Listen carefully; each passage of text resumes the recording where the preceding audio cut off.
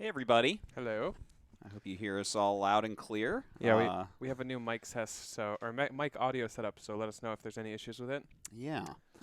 So Yeah, please let us know about that balancing and everything, but we are striving hard to make this show better at the moment, and I think that we're going to succeed wonderfully with that. I even have our Twitter IDs on the right side this time, perfect. so I didn't realize that the It was computer off? would flip us around to the opposite I side. didn't even notice if it was Yeah. off last time. But yeah, welcome back to In Depth. This is the weekly show that myself and NoRegreT are doing. 2 weeks in a row now, so you know it's not an April Fool's joke. I was looking at all those. I thought if we played it better, we could have been like, "Oh, we're doing this show," and we could have made it more April Foolsy. Yeah. And then this episode 2 would have blown their minds. You know what I mean? Yeah, that's true. We could have just Well, said we it didn't was play it April off as an April Fool's. Fool's joke at all. Well, what I was thinking is that we can end it at any point. Just be like, yeah, it was just an elaborate. Like 3 years later. Yeah, an elaborate April Fool's joke. Like, yeah, no, that that had some staying power. That one, you're really hurt when that gets canceled.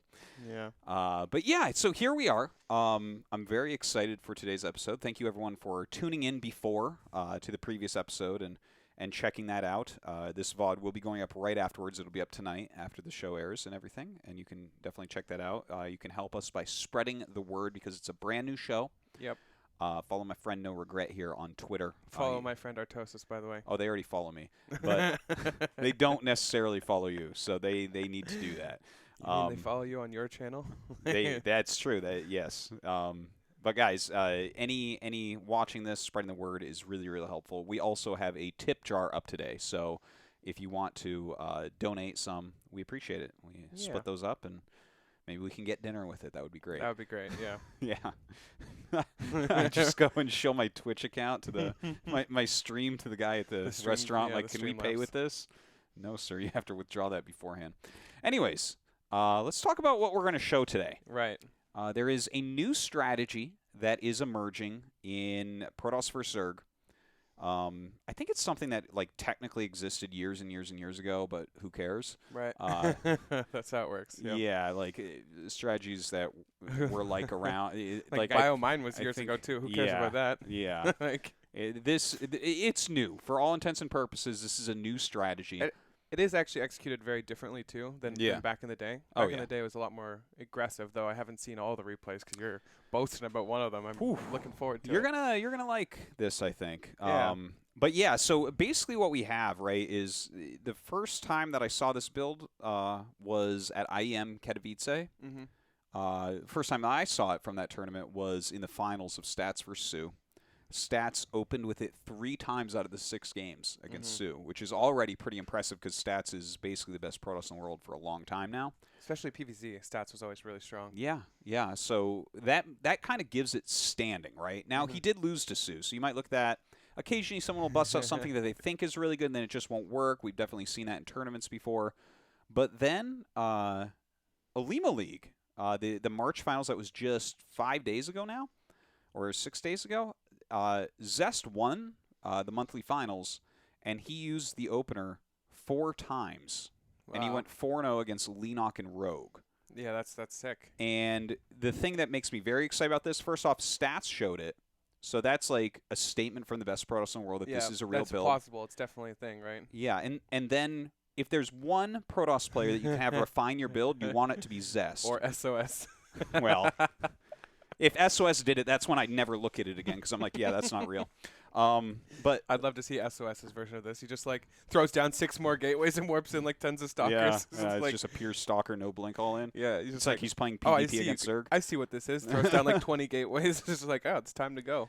Yeah, it's exciting because I mean Zest is a guy that just optimizes build orders better than any other Protoss, I would say. Like he's on the cutting edge of having the most units you can have at a given moment and maximizing economy. He's really good at timings. Like Zest feels like such a guy who hits the timings perfectly every time. You know what I mean? Like I've seen him go like he'll go 3 gas and like 5 bases against Terran and just make zealots forever. Yeah, And he just hits his upgrade timings. He's like, okay, 2-2's about to finish. 30 zealots, let's go. Yeah, it's a big part of his power and his weakness, I would say. I agree. Because if you can screw with that, with whatever he has prepped, he's going to be in trouble. Right. I think one of the most interesting things about this is we've seen quite a stale amount of openers in PvZ in general for even like I would say almost 2 years now.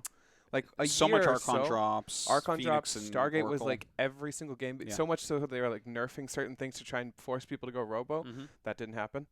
Like they dropped Ling Drop was nerfed specifically so that you could try to open up more like less Stargates, and people just like, nah, Stargates are so safe. They're so, you know, you get so much vision and stuff. So it's really interesting to see non-Stargate openers coming out. Yeah, very much so, and like that kind of excites me because especially as a Protoss player, like for the last couple of years, I have felt like I have to go Oracle.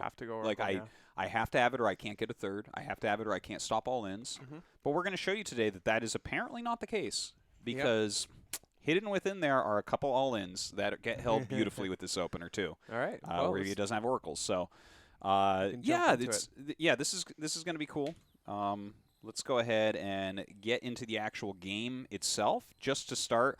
Now, what we're going to do, because we have a lot of replays of this, we have 7 replays of this opener, so we're going to look at specifically the opener, kind of the transition, and jump through unless we see something pretty entertaining and pretty I think pretty the big thing, interesting. too, is we're just going to look at what went well, what went wrong, and then where they are once the game continues. Because realistically, we're just talking about the build order, how viable it is, what you're looking to do, and where you are from that point on. Afterwards, it's actually just mechanics and like how good of you are as a player. Yeah, exactly. So it's more of a we're going to try to learn as best we can from like what's going on, how to do this build, what's being looked for, things like that. Also, one thing we should mention: not only have we improved the sound dramatically for this episode, guess what else we have? Oh, we can draw on the screen. We're literally WCS level now. God, we are so good. Look at that. We're just gonna have to get one of those giant boards in the background. We can start writing subs names and stuff on. And then we can do that too. I can hit it then. I'll get that second webcam on my whiteboard. I don't have a green screen, but we can switch the webcam to my whiteboard, no problem. Okay, so all right, that's what we have. Let's take a look. People hate my observing. Oh yeah, I'll let you go ahead. My observing is sick, so we'll have you start this at least. We'll get. Oh, I got a production table already. Okay, so it Oh yeah, there was some comments about being a bias and stuff. Honestly, guys, that's kind of the point. Like we're viewing it from like they want us to see like everything. Like we're going to be focusing mostly on stats, right? We're not going to be focusing as much on Sue. Mostly about what stats looking for, what he's doing right and wrong. Yeah. So yeah. Well, it's specifically about this opening. It's not about a Zerg seeing this opening for the first time, guys, in the chat. So try to figure out what the show actually is, because we have a pretty good idea, probably better than you do. All right. Look at this. See this observing? Damn. Look at this. Whoosh, whoosh. Okay. So he's going gateway first. Insane. Whoa. Actually insane. All right, we're going to pop up the speed a little bit. Yeah. So one thing I find quite interesting is there's stats not probe scout at all. That's very interesting in my opinion. Yeah? Because I think a lot of probe scouts do a lot of damage if you can actually pylon block. I don't know if you can, maybe you just can't if you send it right after pylon here. You might have to send it before that. Yeah, you have to send before to make it there in time. I bet on certain maps he would probably still pylon or probe scout, just because the pylon block always pays for it. Okay, let's slow it down a little bit. Well, actually, it's so funny. The pylon blocks are just happening so much now. I saw a game this morning. Who was it? I'm trying to remember. Maybe it was Rogue or something. He went like 14 hatchery, 14 of 22, just to get it before the pylon block came. There was a lot of people that are like Neeb for a certain period of time. Oh wait, I want to go back. Yeah, go ahead. I just want to see what Sue sees and what he interprets it as. You know what I mean? So he scouts this robo and he scouts double gas. It's quite hard to tell what it is immediately because it could be so many different things. There's an adept out too. Yeah. So that that doesn't really help you doesn't really too help much. us. Yeah. A lot of people that are trying to do aggressive stuff will go for the Stalker. Like if I saw a Stalker before Adept even, like Stalker right after Warp Gate, and then it killed my Overlord and I saw Robo at the last second, I'd be like, okay, this guy's up to some shit. Yeah. Like there's an Immortal Sentry all incoming. There's something coming that I do not want to deal with, right? Well, every single time you see Robo first, right, it's not because they're rushing out an observer to see what you're doing. Right. So there's something going on for sure.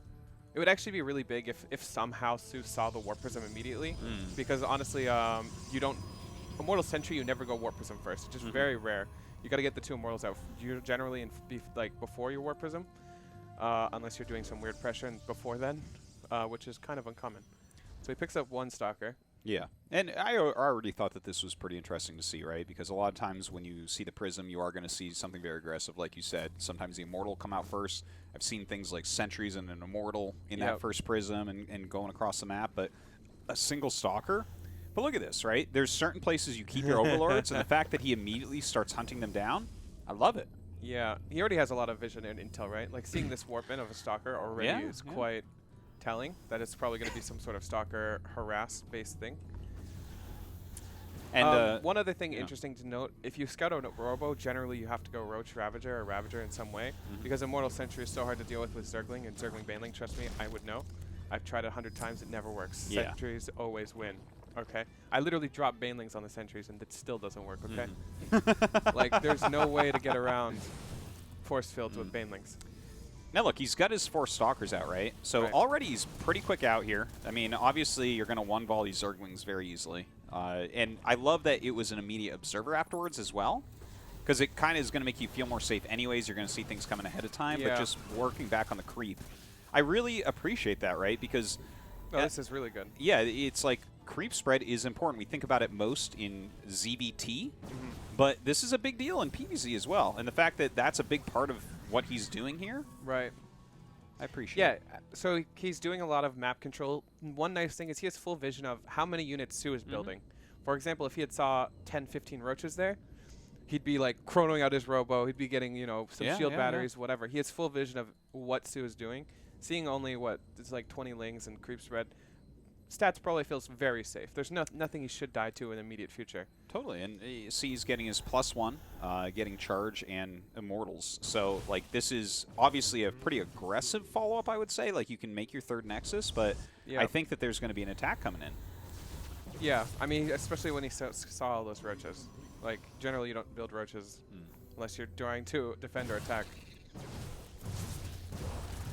Yeah, still keeping all these Stalkers alive, poking off what he can. Creep spread is really slow comparatively to where it would be. Nice thing to note is he takes his 3rd base when he has enough units to. Right? Yeah. Like, realistically, he had enough units to take this 3rd base, and he has Stalkers on the map as well at the same time. Yeah. So it'd be really hard for Sue to push and try and kill that base. Yeah, and I think that this is important to mention because something that, like, I think of immediately is Archon drop, right? After Oracle and Phoenix. Right. Like, what you'll do is you get out your Oracle and you get out of Phoenix, you push away Overlords, you do some scouting, you do light harassment with the Oracle, you get 2 kills, then you have your Oracle hurt, and you get out of there, right? It's the same thing every game. And then you have your Prism with the Archons on the other side of the map, right? Now, first off, that drop came a little bit later, obviously, than this one, or quite a bit later. And your Oracle has to sit at home, and that's how you take your 3rd base. Yeah.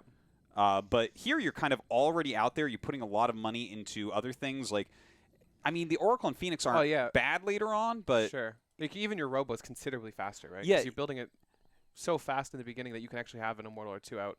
Like, Stats already has 3 Immortals. This would never happen if you go Stargate. Yeah. You'd be getting... Maybe you'd have 1 Immortal at 630. Probably 2 if you're chronoing it. But, like, it's very few comparatively. Well, what I like, too, is every piece of everything he's using will be used in the upcoming attack. Right. Whereas you look at, like, Oracle Phoenix, like, the Oracle and Phoenix are very good in the early game. They're good at helping you to push away some scouting, good at helping you get your 3rd up, but are they actually, like, big in the next part of the game? Yeah, Oracles kind of take a backseat role of observing and, like, scouting the armies. Stasis Ward is very rare. Like, it's really, really good when it goes off, but it just doesn't go off, let's be real. Like, Sue's not going to run in, like, 30 roaches up front and just get a Stasis Ward.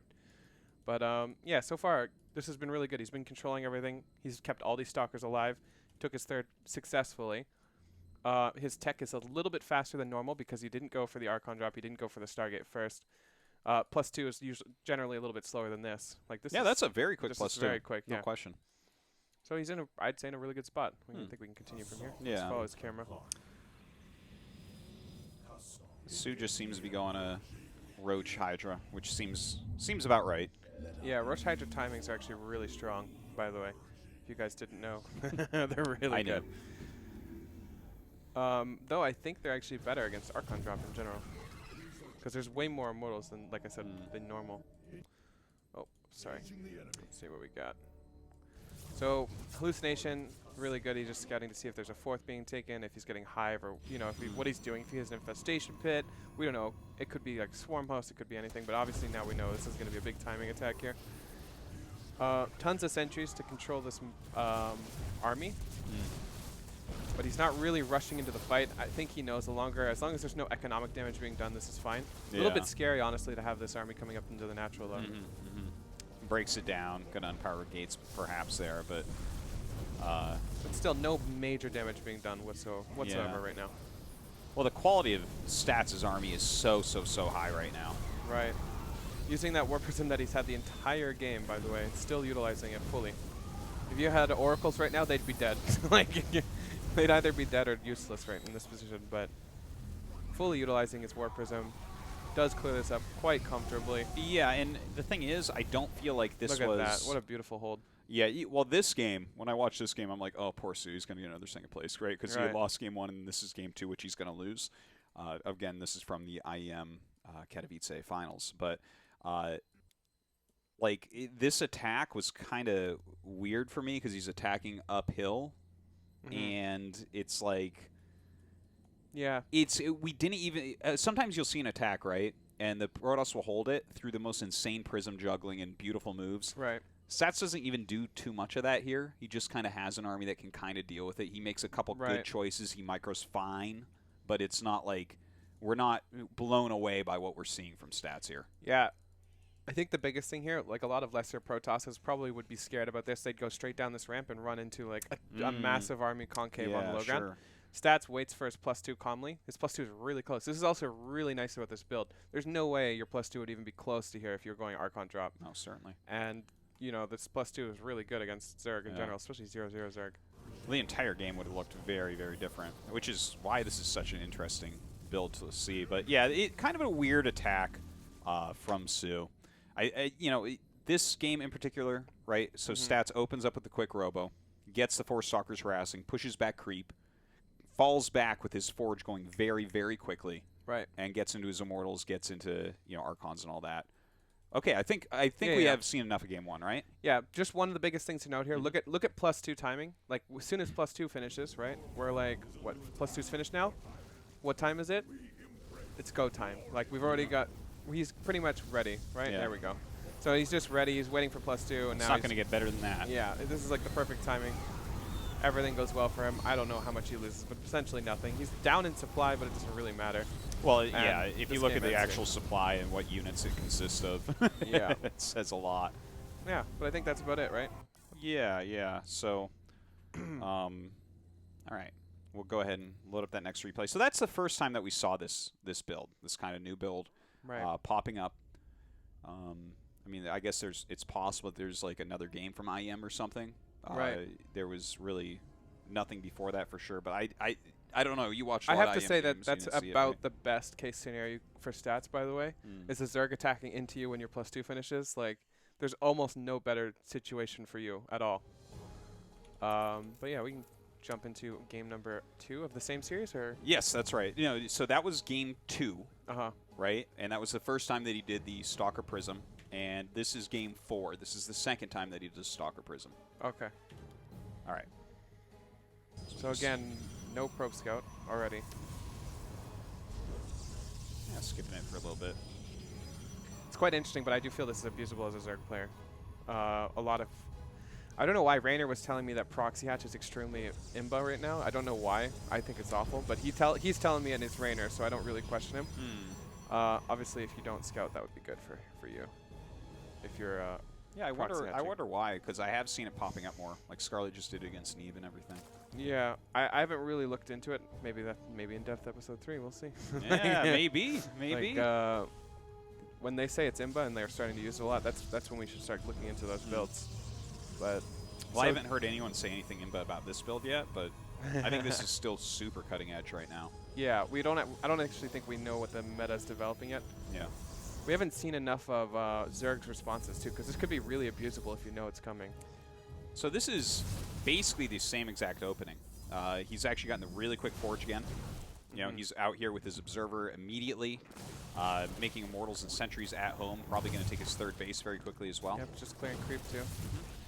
It's only 3 Stalkers this time, but I think he might have got a 2nd Sentry instead of the yeah, he did 4th Stalker. That's right. I want to point out, though, well, 3 is a good number, right? Because you actually one-shot creep tumors with 3. Right. So that's Yeah, the I Force kinda Stalker like that. doesn't change much. Yeah, if you're going after drones, that's what makes the real big difference, I think. Because, yeah, you one-shot Lings and you one-shot Creep Tumors, so that's, Right. like, I basically... mean, that's about it. You're not going to be, like, one-shotting roaches or anything, Yeah. so... I'm not sure how many volleys it takes for a queen, but that's not likely It's not to going to happen. yeah. I want to point out, though, that Sue is changing his game plan immediately. He's going for a Hydra Bane instead of This Roach is much Hydra. better, by the way. It's much, much better. Yeah. So, a lot of the problem with roaches is they're clunky and they're not very supply efficient, honestly. But Ling Hydra, especially against Stalkers and Sentries, when Lings get on top of Stalkers and buffer for Hydras, they just have a disgusting synergy between the two. Yeah. So I already really, really like where this is going for Sue. Also, Zerg players used to go +1 melee a ton, and then Archon drop came out. +1 melee died, and we went into roaches. +1 melee feels like it would absolutely destroy this as well. Like, +1 melee Lings, I don't know how you'd ever defend a third base with this many sentries. Like, Yeah. we're talking like 40 Zerglings right now with +1 melee. Like, Well, I think you probably don't take the base at that point, no, right? you don't. So Well, this is a funny thing that happens with these builds, and we saw a rotation. Maybe this rotation of the metagame from Protoss is similar to what we saw last year. If you recall, last year Zest popped up with at the beginning of the year in GSL with the 2 Stargate Phoenix because roaches had become so popular because the charge all-in was so strong, right? And from there we got back into Zerglings, right? Because Zerglings became the counter to that. And then so Archons. that went away. Yeah, we got back into Archons more heavily, and then it became hiding your build and making 3 different builds look the same. The charge all-in, the Archon drop, and the 2 Stargate Phoenix, all of them opening, of course, with the Phoenix and Oracle. So this could be the new version of... This is a very common thing that you see. We're going in a circle, right? Yeah, there's like now a we're going to go back into into melee, and then maybe in 3 months we'll see Archon drop come back. Absolutely. Like, we'll just keep doing this. But it also could develop more intricately than we know because, again, this is all hypotheses considering we haven't seen much of the thing that I really want to point out is these are all games from the same day, these first 3 games, Stats vs. Sue, from March 3rd. I have a bunch of games from April 2nd that Zest did. So that's where we get to see, the month difference, a month of practice. Different takes on the build as well. Exactly. Okay. So let's continue from, whoops. This stuff is really good, by the way. Like, it's so obnoxious as a Zerg player when you're losing overlords on the map and stuff like this. It's just, these things are there for a reason. We don't just haphazardly put our overlords, in places. They're all there for, like, scouting. So Sue comes in, we'll see, he's going to see Templar Archives, 3 gateways, plus whatever upgrade, you can't really tell unless you click on something, then you know it's +2 most likely. Yeah, I think Charge, he knows from Immortals. the game 2 anyways, right? That's Recolor's Warp Prism. Seems pretty obvious. But it's like basically the exact same build from Stats this game as we saw in map 2. You can see one other thing that I think already is being abused a bit, because Sue is really good. He can drone up very comfortably. Like the 3 Stalker pressure, you don't have to worry about a ton of warp-ins, you don't have to worry about Archons, you can just drone for days. And I think this is one thing that Zerg players can abuse on this strategy so far. Okay. Though we may see something different in the future. Yeah. But with Stats as variant specifically, like he's almost at 70 drones to 50. Wow. Yeah, like that's quite a difference. 63 to 51 is a big difference. He's up at 11 drones. And nothing has happened, Yeah. He's just been building drones. Well, he's gotten a few overlords, right? He's killed some creep tumors. Right. There's been Lings fighting the Stalkers slightly. But still, no big commitment from Stats, so he can essentially drone to his heart's desire.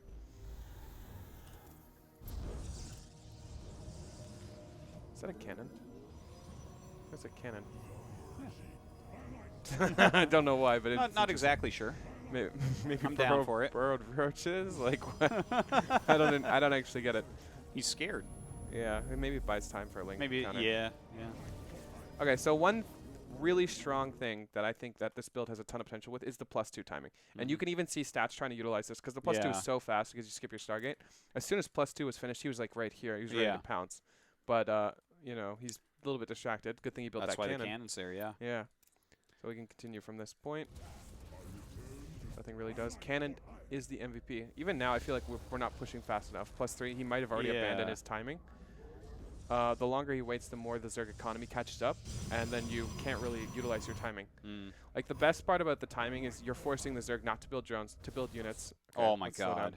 This is really important. This is not a winnable battle for him. Oh, one of his Yeah. Archons blocked his force field here. Ooh, really good bailing hits. Okay. So this is already going really, really poorly for Yeah. Stats. Now he's on the back foot. He's retreating with no sentries, essentially. His Storm isn't ready. He's got 1 cannon and no force fields. 2 force fields, by the looks of it. Maybe 3. He's chronoing Storm because this is basically his lifeblood. I want to point something out, though, because, again, we were talking a moment ago about the older triangle, right, of the charge lot, all-in, the Phoenix build, the Archon drop.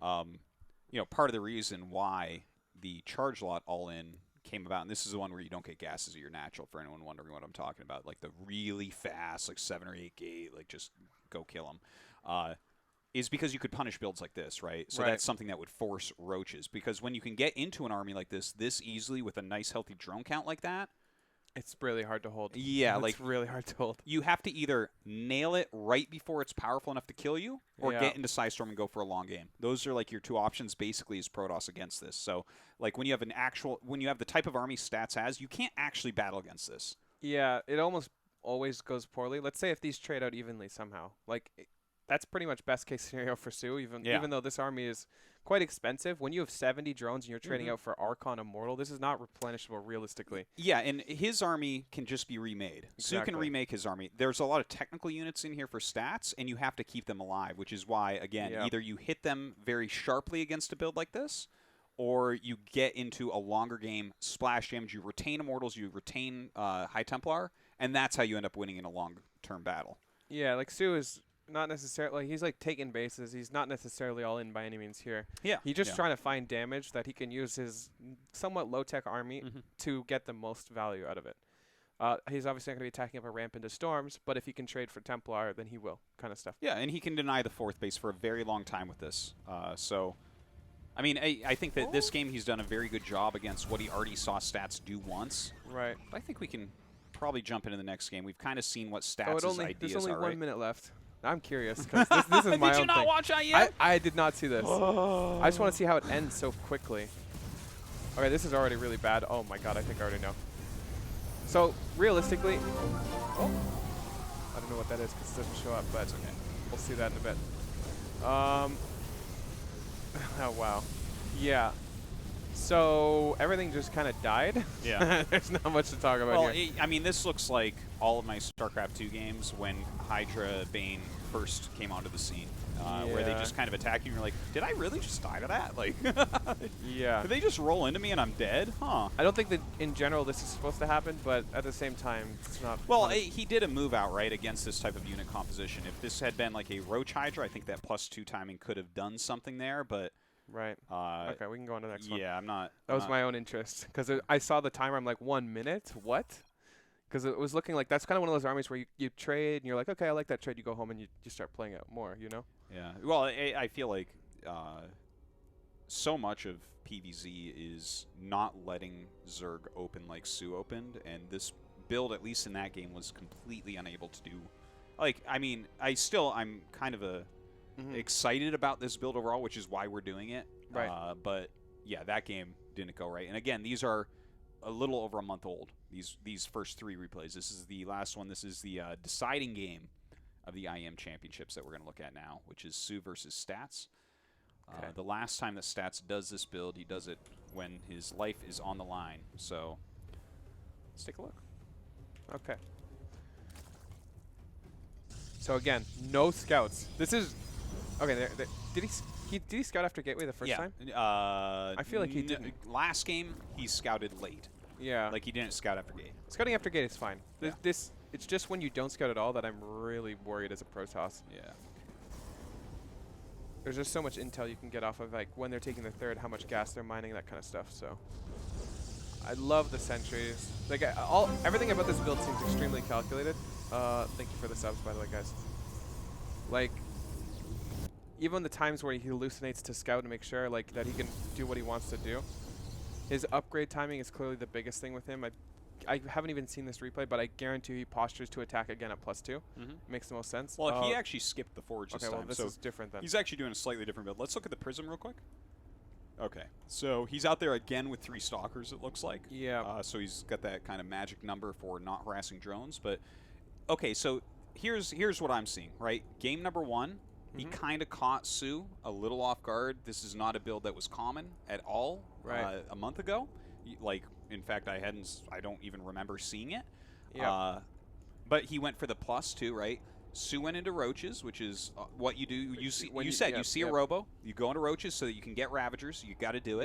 Yep. And he kind of pounded him with the +2. Now, the second time he did this in game number 4, Sue went directly. He droned heavily, like you were suggesting. Yep. He went directly into Lingbane Hydra, right? What did we say in that previous game? If you're playing against Lingbane Hydra, you either have to go for a long game or you have to nail them with a very sharp timing. So we see he's skipping Forge and adding his gateways more quickly. Right.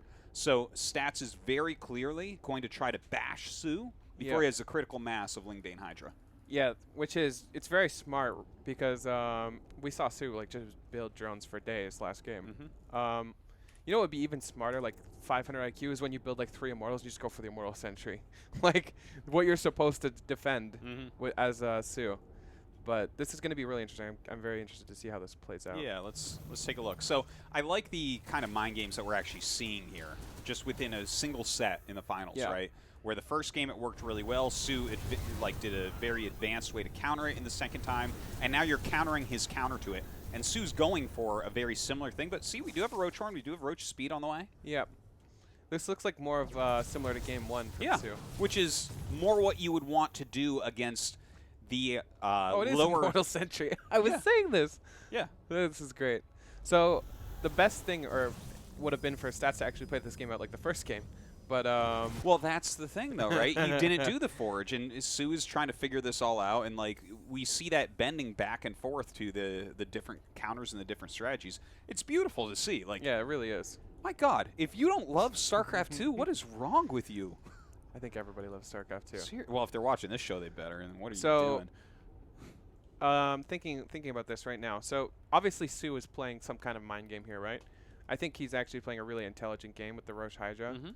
Even if Stats is doing this weird thing, you can still put on pressure, especially on this map. Like you look at this, this is a really hard map to hold your third on. Yeah. Roche Hydra timings with +1 are just strong. Period. Doesn't matter what build you're doing. So I think Sue played a really smart game, and I'm quite interested to see how this develops. So let's see what happens. Go. Saving up your energy. Definitely don't want to be wasting your sentry energy right now. Even now, I feel like this army is actually very strong against what Sue has. Looks totally nice fine. Force fields. I'd like him to push up here now. But yeah, he's a little I feel like this is not the right decision that we're seeing here. Yeah, even now. So it started all right, right? He had these force fields here. You know I'm going to do it. So he had these force fields. Okay, and he actually trapped like a few Hydras here, like 1, 2, 3. 3 little Hydras got stuck out there, right? So, I mean, I liked the beginning of that, and then this army was coming down, so I think that, like, immediately going for the force fields there, in a way makes sense, but what is the goal? Right. What are we doing with this attack? And I agree. Suddenly we have, okay, these force fields, I liked them. That was a good start to the battle, but now he's being hit by this side. He force fields these off so he doesn't get flanked, but he's still fighting this side. So we see him losing a ton of units. This is not this is not a good engagement. His options here, as soon as you do this, where you've got the option to attack either side, you have to go for it. You have to pick one side. Obviously, this side looks really good. If he had gone up this, or if he did the force field wall to the north first and walked up this ramp on the left, I think he actually kills this base. Because before these force fields run out, you're going to be up this ramp, basically dominating the army, and then you can force field behind if you need. Exactly, right? So he's got enough force fields. We see 1 Ravager. That's cute. Yeah. So you go up this ramp, you kill this army, you have 3 force fields here, you kill the space, and you win the game basically at that point. Yeah. But right now he's fighting both sides. Can we just back up a couple seconds here? Because I really want to look at this again, because this is like his army looks pretty good. Like this is a very sharp timing. Yeah. And the biggest thing is there aren't Ravagers, which is the big counter here, right? When you are able to break force fields and bile sentries, they just disappear. And you're kind of forced into where the Zerg wants you. But without Ravagers, there's not much dictation as a Zerg player. You don't get to dictate where the fight happens. So even now, this is looking really good. He's clearing up with a creep. Oh, wait, no, let's put in Stats' vision. Okay, so this is Stats' vision. He's actually got pretty good vision here. Obviously, you don't want to be flanked. Let's take a look. All right, he comes in. Okay, so this was a snap to kill these 3 Hydras, Yep. which I don't. Again, that looked good. Yeah, As this soon is as good. you see it, you're like, yeah, you got 3 Hydras for 200 mana. That's fine. This is very good. But here comes the flank. Honestly, if we did this differently, Yeah. if we did this differently, we force field these 3, and then we force field this in half and push forward. This game's over. By the way, it's already over. That would have been better than what this was for sure. Yeah, because right now we're actually stopping our zealots from attacking. Like we Yeah. can't go forward. The Hydras are getting full range on these units. Even where he sieged up his observer, yeah. might have been a little bit off, because I think he was, until the Zealot got up here, like he only saw the edge and he saw 3 Hydras. You're not exactly sure how many units are up here. Right. I think if he had a little more intel, what was on both Either sides. side, yeah. Like if he sieged this here, right? Yep. If the observer was right here, he would have actually seen basically where everything. Oh wow, I shouldn't move that when I draw on the screen. But yeah, so this observer that is right here, if it was here, I think that he has better intel for exactly what to attack. Because I think that what you said there, force fielding this in half, that's certainly better than what this is. Because this is one of those situations, all of us have done it, all of us have seen it, where you throw down force fields, you're like, oh, that's actually detrimental to me. There's nothing to do here. But yeah, for me, the first thing I look at is if he knew this, walks up here, right? Force field wall there. Yep. He has enough time to clear almost everything before the force fields come up, and at that point you don't care. Yeah, there's a couple lings and a queen left over attacking an immortal. You force field the wall, you keep walking forward, you take a bit of extra damage, and you're basically up here killing everything. Yeah, this base would have fallen 100%. I think he had to be decisive if he wanted the throat or if he wanted like the leg. Like the throat would be up here where you're like, all right, I'm going for it, right? This is a bit risky because you're production building. There's 2 hatcheries. You've got more production here. But it's also way better reward. We're putting all. I think you'd get the leg though, because the leg has the femoral artery, and they're gonna bleed out. It's more like the bottom of the leg where it's not gonna kill you, but it's pretty bad. But I think realistically either decision would have been good. But both sides right now we're being really indecisive and we're losing valuable time in this replay. And valuable mana as well. Yeah. So we watch him. He's quite indecisive. He's not moving. He's getting attacked from both sides. This right engage is bad. Like you just see all these zealots dying and stuff. He's like getting a few volleys off to the high ground. It's not really doing that much. Right. His sentry energy is really running out. Okay, so he's going for this again. Even now, I still feel like we have opportunity to win this game. Well, it's just he's almost out of energy here, this right? Is the good. Finally, like the good move, right? We're moving forward. We're killing sections of the army, but he's losing a lot of. Well, he's now fighting on 2 sides here right now. If this warping was really delayed, by the way, like there's no reason for this to be so delayed. Well, I guess he still gets up here, but the sentry count is almost gone. Yeah. Yeah, this was a really close defense. Like now it's obviously snowballing really in favor of Sioux. Yeah. But at this point, you don't think you're going to win. Stats already knows he got another second place at IM. Yeah. But, okay. I mean, I think that this was a very interesting 3-game set. 1 sec.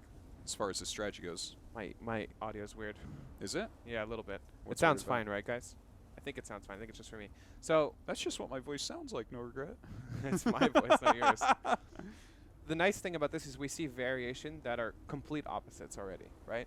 You see it being taken to the macro game, and we see it being taken to the aggressive game. Yeah. And that's what makes builds really strong, because it can be either one, and the Zerg player doesn't necessarily know which one it is, but they have to prepare for both. It does feel like Sioux kind of got lucky with the preparations on both sides, where he decided to be greedy when he wasn't being attacked. He decided to be somewhat aggressive when he was being attacked. And it could have gone either way with this game still. Do you think he did forge checks in games 2 and 3?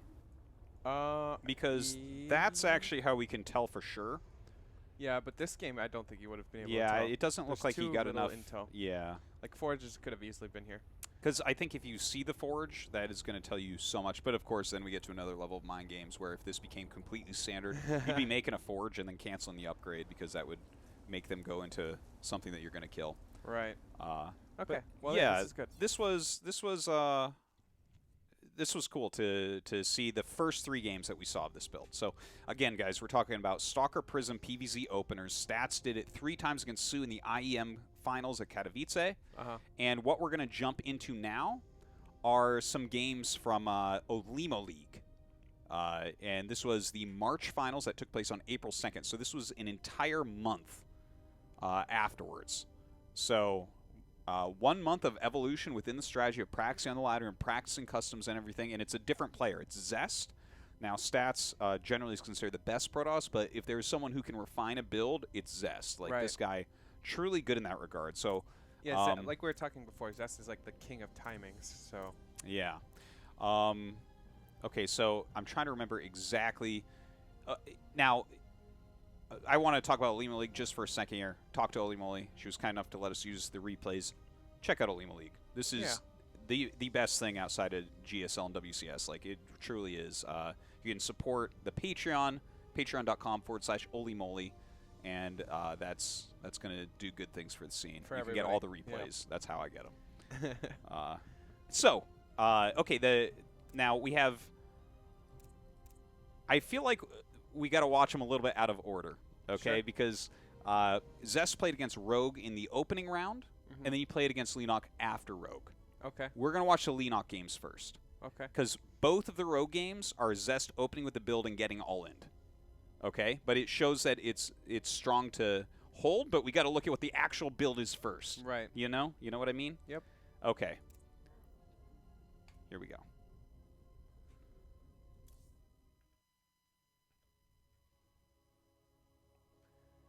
All right. All right. So, Zest versus Leenock. Yes.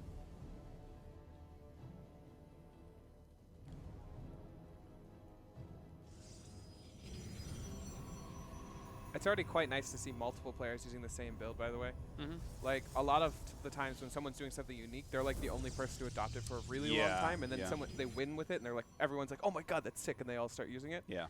But the fact that it's already being used by multiple Protoss is telling me that they clearly see the strength in it. Thank you for the subs, by the way. Appreciate you. Yeah, it's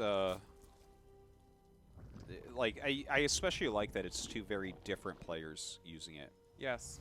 I think that that's kind of an important aspect of it. And I mean, obviously these guys that were on the same team and everything, so I would be very surprised if they have not spoken to each other about this build. Yeah. There's a lot less connection in the scene in general, though, as well. So it's interesting to see it develop in different ways. That's why I'm quite excited, because I haven't actually seen any of these games. So yeah, that's right. Artosis will be the expert on this one. Seen more than I have. Oh, I actually loaded the wrong replay, didn't I? Oh my god. That's a this Stargate. is so embarrassing. My god. So he's doing the weird Stargate variant of he's the doing Robo Stargate build. version of it. That's where you build I a just Stargate, made this up. cancel He it. didn't do this build at all. I think it must have been games 2 and 3 is what it was. I have no idea. Yeah, I think so. I must have copy-pasted the wrong rep. God, I'm so bad, guys. I'm sorry. We have some trouble there, no regret? Well, I'm just messing around with it, but yeah. I need more time to mess with it, but it's fine. Good enough. All right, let me pull up.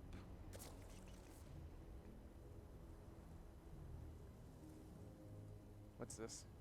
I'm just checking the Olima League games. Ah. Okay. So.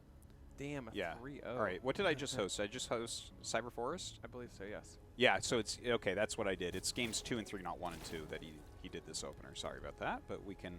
I got them all. It's fine because I am a Patreon supporter of Olima League. Saving esports. All right. Anyways, this is the variant that doesn't have the Stargate. One other thing that I really want to say, the fact that Zest opened Stargate the first game and then opened this build is really interesting too. Yeah. That already shows that he's like, there's variation in PvC openers, right? Yeah. But both are viable, and both are viable in the same set as well. Throws your opponent off even more. So Leenock playing a Stargate opener, maybe even less suspecting it this game. Like the Stalker immediately. Generally, even if you don't really care about or hiding your tech, the Stalker itself is already really suspicious. If you're a Zerg player and you see a Stalker, you're like, what's going on? You know? What do you not want me to see? Yeah. And notice that it's 2 Stalkers right away. Yeah, 2 Stalkers is a little less suspicious already. The 1 Stalker, that's like the Overlord killing Stalker. The 2 Stalkers, though, it's like this kind of thing. All right. Already, right? Look at what's going on here. I love this so much. Oh, it's really cool. I love this so much. Okay. This is good. So yeah. he's opening with the Stalkers, and he's going into double Stargate. This is not something that you would necessarily expect. Ever expect. And it's such a new build, and everyone watched IM, right? So it's like, that's probably the one place you've really seen this. Maybe it's starting to pop up in ladder, I'm not sure, but anyways. No, this is great. Go ahead. Makes sense strategically already, quite a bit. So one thing you got to think about is how you want to react to certain things that you scout as a Zerg player. And seeing 4 Stalkers and a Warp Prism, obviously you're not expecting Stargate whatsoever. Like, that's just not something. You don't expect to see a really fast Robo, clearly investing in Robo Tech, and then just completely throw it in the trash can. That just doesn't happen. Like he's got it following its Warp Prism. Good way to do it. You're not going to lose control of it. Yeah. Making it immortal at home as well. Look at this, though. Lennox actually going into Spire, which is gaining popularity overall. Spires in PvZ right now, which is just kind of another interesting thing that maybe we can talk about at some point. One thing is I actually don't like the Spire at all. No? So if you remember when Stats was doing it, he would always hit that +2 timing with Archons and Immortals and stuff. Yeah. That's incredibly hard to hold with Spire. It's incredibly hard because you can build mutas, sure, and send them across the map. That's fine. You're just gonna die though if you do that. So you kind of have to just not do it, depending on. And the +2 timing is so much faster with this build. This is so unfortunate for Lennox, by the way. Oh my God, I feel so bad for him already. All right, let's continue. I don't even want to think about it as a Zerg player. This is actually a really good game, by the way. Yeah. I watched this whole one. It's a good one. So he's double chronoing on the Stargates too. This is rock, paper, scissors, except it's not like rock, it's just a sledgehammer. Like, this is the worst case scenario for Lennox. I am hearing right now that your mic is too low. Is it? Maybe this is something that we can fix. I can. Oh. Okay. Is that better? Yes. Now you I sound a fine. lot better to me now. Okay. Yeah, okay. that was what was going wrong. My bad. Okay. Hopefully it wasn't a long time. I did ask you guys. You guys said it was fine. So I was like, what? Well, I think you touched the knob since then. No. If I could be honest for a No. moment. No. Pretty sure you touched the knob since then. You think I'm touching the knobs. I'm not, though. All right. I know what knobs to touch and what not to. And now I'm too low? What? How could that be? Artosis is not too low. There's no way. You guys just tuned him out and tuned me in to like balance it with your brains, and now it's way off. Okay. Anyways, let's go. Everything sounds good to me. Yeah, it sounds fine to me too. So, did Zest saw that, right? I assume he's chasing it. Yeah. Yeah. But there's nothing for him to kill, so this is quite Well, unfortunate. he's not taking a third base. Obviously, if you're going 2-star Phoenix when you're flying around with that, you're like, there's no chance. If they send 2 Zerglings, you're going to have to cancel your third. Yeah. Is he stopping? Are we done? That's weird. I guess we don't need many more than this, unless you're Roddy. Oh, there they are. Oh, there they are. Yeah. I wonder. Zest has no idea that this is what it is either. Yeah, he hasn't seen the tech yet. Oh, did Lennox just scout that it was Phoenixes? No, I don't think so. He just canceled a bunch of mutas. Where and now are he's building they? corruptors. Yeah, what did he see? He did. He saw. He definitely saw it. I don't know. Yeah. I don't know where. Oh, you know what? There was a Zergling at his 4th base location. I think it probably flew over that. That's my guess. Yeah, you're already feeling really bad if you're canceling larva in any situation ever. But this does not feel very good. Corruptors are actually really good against Phoenixes in general, though. We missed a little bit of a fight here, but nothing really crazy. I don't know if we have to go back on that. So now Zest has full map control, by the way. This is one of the nicest things about Phoenixes is it's just so hard to macro as a Zerg player. Like you have to stay on top of all your overlords. If any stray queens they're dead. Rallying units between is really bad. He could actually kill these. I think if he was good enough, he could easily kill these 4 corruptors. He was good enough. I mean, if Zest was good enough, he's literally running away from them. Okay. If this like, 2-time GSL why is he running away? champion was good enough, he could turn on those corruptors right now. He's building Void Race now. Yeah. Oh, this game gets pretty crazy. I think we don't necessarily need to look at the whole thing. We don't. We can just look at the. Well, we already see a huge deviation in how it's played out. Yeah. Well, I thought that this was very interesting, right? Because we're going to see the other game against Lennox, and he does completely different. One thing to note already, guys, if you're a Zerg player, we have to think about that's a Mortal Sentry all in, right? Because we saw that versus Stats. Yep. We have to think about a +2 timing with 3 bases, because we saw that. We have to think about playing passively with +2. You have to think about this double Stargate. So now we already have 4 different variations that's impossible to tell without us like an Overlord just getting lucky and coming in. Yeah. Because you're going Stalkers, it's nearly impossible to scout. As long as the Zerg or the Protoss is good, they will never let an Overlord in when they have 4 Stalkers and a Warp Prism. Yeah, he's literally looking for that. So we've already counted 4 separate builds with 4 separate reactions that need those reactions to be for you to be ahead. Like it's counterable, you just need to know it's coming, and it's really hard to do that. Yeah. So we can go into the next replay. Yeah, let's. But guys, this game actually turns into the most insane base trade. So you want to either look at the VODs on, I think Maynard casted it, or again, subscribe to Lima League. Great stuff. Okay, let me go dig out the correct replay. The final one. The other Lenok one, right? And then the other 2 we can look at just real quick. Sure. Because they are just all-ins that get held.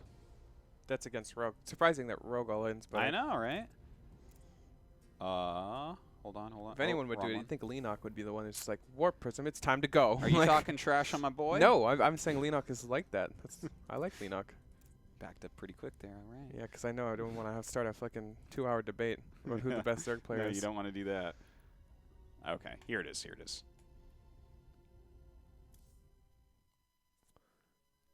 They can't hear that, by the way. Hear what? Well, you can't hear it either. Never mind. All right. All right. This is the other one. We'll zoom it up a little bit. Yeah. So that was, the game 1 was a Stargate opener. Game 2 was that weird one with the double Stargate follow-up to the 4 Stalker Warp Prism play. This is great, by the way. I really want to use this on ladder now. It just seems so strong. Oh, it seems so interesting.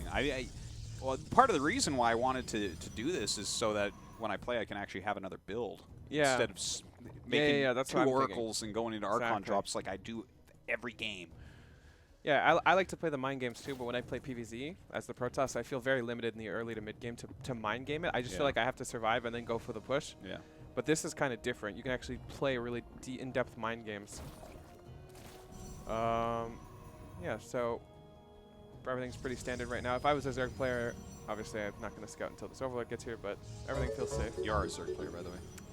Ooh, that's 5 subs. Oh, thank you. Thank you. Waffles the dog? Nice name. Great name. Excellent name. You guys want to support the show? Leave a tip if you want. That was the worst sellout ever. Okay, I screwed this up somehow. Wait. This is a Stargate. What's going on? I don't know One what's job, going Dan. on. I had one job and I screwed it up. This isn't the same I'm game. so confused. This might be the right same now. game, actually. Did I do that? I think this is the same game. I think it. Oh, do you know what? I think when I copy pasted them, because the replays show up in a different order within StarCraft 2 than within the folder in your desktop. So I think that is what occurred there. Hold on 1 second, guys. I'm gonna just keep screwing this up. Yeah, this is the same game as before. This is different. This is different. Okay, here it is. It must be the Cyber Forest game then. Wait, this is the first game played of the set too. Yeah, I originally thought it was games 1 and 2, but I think I copy paste them in the order they were in the folder. You know what I mean? Yeah. This is game 1 of the series. Okay, I believe. I'm terrible, guys. I'm sorry. You watch. I'm just going to be completely wrong, and this is not even real. It's okay. We're fine. I'm a complete jobber if this is a Stargate. Wait, NASL sound guy. I hope you're talking about production and not sound. I'm the sound guy right now, okay? Come on. He's just rushing to see if it's a Stargate. There it is. Okay. Okay. Sorry. I hosted fine. the same exact replay twice. Doesn't matter. We can ignore the whole first half of the thing anyways. Yeah. Let's go to ×2. Yeah. So he's actually going. So a lot of Protosses used to go Stargate, right? And they'd skip the warp gate on the Robo or on the Cybercore, and he did this as well. But I think he actually did it intentionally. Yeah.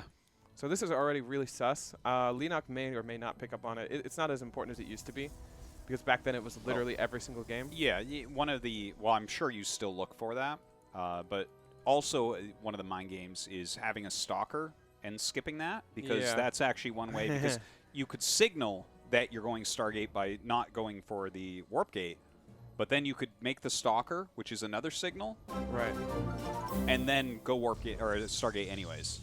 Right. Thanks for the subs. I really liked how fast they clear this Overlord, by the way. Just so little intel. Once you see 2 Stalkers, I'm almost positive you definitely know what is coming now. Yeah. We've seen this build enough to know that it's a build, right? Mm-hmm. Like that month ago when we saw it with Stats, that was like some of the first time we ever saw it. And someone who plays ladder at the top level on Korea server specifically, I never saw it actually. I can't even say very rarely. I just never saw it. Yeah. Well, that's why it's so exciting to go over right now that we have some replays of it. All right, so he's actually going after the drones. That was pretty aggressive. He gets the 4 of them. I like it. I actually like it a lot. He only got 1 drone, I believe, there. Doesn't the matter. other one got down to 1 shot. The mentality. Yeah. He's got his observer over here as well. Almost lost one. And he's making immortals and gates behind, so seems like a very, very fast push coming up. Yeah, this is kind of what Stats is planning on doing, I think, but it's just better executed by Zest so far. This double gas Stats did was quite unnecessary. If you saw, he had like 13 sentries and almost no support, like originally. You really only need 3 gas. It's more reasonable. Wow, you must have gotten supply blocked. Yeah, you did. Yikes. Ouch. We're going to have a talk with him. 3 immortals. This is the scary push, right? This is what we need to watch for. And this is why we have to go Roches, which Leenock is doing. You know, I think it's so much more important that Zest goes for creep spread rather than this whatever this weird drone thing is, now that I see that this is a push. Like, the killing 1 drone doesn't really matter, but if there was no creep here and you're going for an immortal sentry all in, it feels so much better to just walk right in, no creep whatsoever. Yeah, I totally hear you on that, but his lings were kind of out front when the harassment started, and he went from the main directly back to the creep. Do you think that's all right? Yeah, I guess. It's not a huge deal either way, I guess. I just feel like it's much nicer. Even now, you didn't really. Well, do the much so earlier far. the earlier you get in the game, the more precise the attacks, everything becomes a big deal, kind of. So. Ooh, nice force fields. So this is already a big difference from. Oh, another nice force field. Actually, kind of wish Leenock would have just gone for it. Honestly, like, sure, that sucks that he lost all those units, and like there was a pretty much full surround, but they didn't really do anything. But on the retreat, getting double force field and now just losing everything is even worse. Yeah, that's essentially he lost the same thing, except he wasn't attacking the whole time. This is stuff Stats wasn't doing. This is really decisive. I'm cutting the army in half. I'm lowering your numbers, right? Well, that's one of the big differences between these two. He does lose his observer. Zest is much about execution and sharpness, and I think Stats is just kind of like overall the guy that's like, oh, I'm comfortable everywhere. Yeah, I think Zest is more like I need to kill him now kind of thing, which is what Stats should have been doing as well. So he's coming back around. Nice little macro. This army is so much less scary now than it was before. All those lings in the front just disintegrate. He's using his biles, but realistically, look at this army now. Yeah. It's it's like 15 roaches. We have 3 immortals, not even being touched. Zest doesn't care anymore. He's just going in. No Guardian Shield. He doesn't care. Like, we're just going for it. At this rate, our army is way too big. There's nothing we can do. He's in between these 2 really important bases. He can pick either one now. This game is pretty much over. Not enough Ravagers. Leenock was a little bit aggressive, more aggressive than he should have been. He should have waited longer here. But, yeah, this is a really, really well executed time by Zest. Yeah, I think that's the best game that we have out of all these so far to really kind of learn the build and learn the one that could be useful to people on ladder, where it's like imagine we could rotate out this game 1 and then Stats is game 1 against Sue, where you're just sitting back with +2 and like a third and full map control. Like, it's just insane how different those builds are. So it'll be really interesting to see this develop. I honestly, as a Zerg player, don't see where the Zergs can really abuse the build because you can always rotate it out. It's almost like there's a bit of luck on which one it could be. And if you're good enough, I think you can determine on which maps aggressive would be stronger. Like Year 0, for example. For sure. Your third is quite far away. It would be okay. So there will be some intelligent decision-making behind it, but at the same time, if a Protoss picks up on that, they can still change it up. Yeah, yeah. And I think that a big thing, too, is how sturdy is this in the early game, right? Because you're making 2 Stalkers as Zest before anything else. So things like all-ins can be scary, right? Like right. That's the part of the reason why Oracles just make you feel good. The theory about that is the fast warp prism in general should allow you to be safer than a Stargate even. Like, it depends on what build's coming exactly. Like, in general, Zergling defense would be a lot easier with an Oracle. But having a warp prism, a quick robo, allows you to build immortals really fast. So, in theory, you should be able to hold Roach Ravager better. Well, we're in luck because we have a Zergling all in, Zergling and we all in, have a Roach all in. Okay, well, perfect. Both coming out of Rogue against Zest with this. Don't need to spend a super amount of time, but I think that this is one of the... I just want to point this out, right? Because a lot of the way that I personally play, like, I don't play any parts of the early game stylistically in StarCraft 2 generally. I like to find good builds that players do and try to learn them and do them well. Right. And one of the most important things when you're looking at pro games is finding them dealing with crazy stuff like this that you actually hit on the ladder pretty frequently. So as soon as I saw that, I was like, oh, this is wonderful. We have kind of a full case study on like, oh, if you get all in with this style or this style, here you go. Weaknesses, strengths, and all variations, right?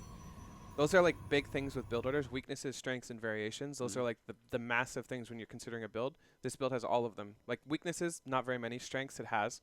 And its variations are just through the roof. This is kind of where you go with the Stargate opener as well, right? Weaknesses and variations, and you can do almost anything, right? And strengths, it's good defensively, good for offense. Weaknesses, not very many. And it has many variations. So it's kind of like all the characteristics of a good build. Whereas, you know, you have other builds, and it's like, well, that's an all-in. Or like... Right, and then if you go... That's why people don't do those builds, because they have massive weaknesses, massive strengths, but massive weaknesses. And there's... It's just... It's an interesting thing. And like if we had a ranking system, it would be really simple to map out why certain all-ins are good to throw in a series, but not to open every game, right? So, yeah, so far everything is pretty standard. We can probably speed up a bit if you want. Stalker first. Again, he skips warp gate a little bit. Very on top of making sure that doesn't get away. Yeah, he shows 2 Stalkers immediately, so he already knows what this is. So here comes the all-in, right? Yeah. I feel like Zest should be... oh my god, actually, what? This is way faster than I thought it would be. Right? Wait, I want to go back. Well, he's got 23 drones. 1 gas. Oh my god, he owns 7 drones at his net. Even I build more drones than that. So it's pretty crazy. This is crazy. Rogue is going rabid right now. Okay, let's watch this. Yeah, go. Oh man, at like this point you're already dead. Well, you say that, but Zest wins this game. Okay, well then Rogue misplayed this. Because I feel right now at this position, it feels really good for him. Oh, what? There's a really fast immortal though. Yeah, I mean, look at when he got his robo, right? How many workers did he lose? Control. Oh, he's got 18 probes dead. How many probes is it still? 23 to 23. So, I guess it's actually quite hard to finish with Rogue. Once an immortal finishes, as long as you don't lose literally every probe, it feels pretty good. I don't know. I still feel like Rogue is kind of misplaying the aggression a little bit, but I don't fault him either because this is really... Well, I think he's not the best aggressive Zerg anyways, so... Like, even now, I'm quite surprised he doesn't kill Zest. Immortal juggling is pretty good. Yeah, his immortal juggling is very good. Very good, by the way. Look at these 3 immortals. Look at this.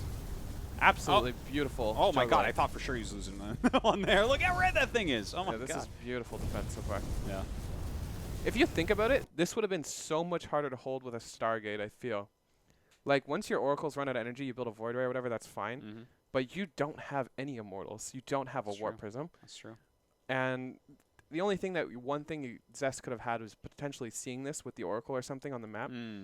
But even now, I feel like if Zest was just more adamant about scouting this with his probe at some point, or saving a probe on the map, this would be a million times easier. Skip an observer and build an immortal immediately after the Warp Prism. You're never gonna break him. You're never even gonna break this part of the defense. You know, like you have 2 shield batteries, you have force fields, and you have an immortal with a Warp Prism. Yeah. Like it's never happening. Well, it did feel like he was on the very brink of losing this game. Yeah, but at the same time, he had no idea it was coming until it was literally here. That's true. You always died if that happened with Stargate. If an army of Ravager Ling got here, that's true. How do I draw? How do I fucking draw? Go for it, buddy. Fucking here? If it got here, you're dead. Okay, you're just dead. Like, I don't know how to get rid of this now, but Alt-Z? Okay. I swear I taught him before we started. No. Is it Control-Shift? No. Alt-Z. No, how to start it? Alt-Z. Oh, Alt-Z. Okay. Well, anyways.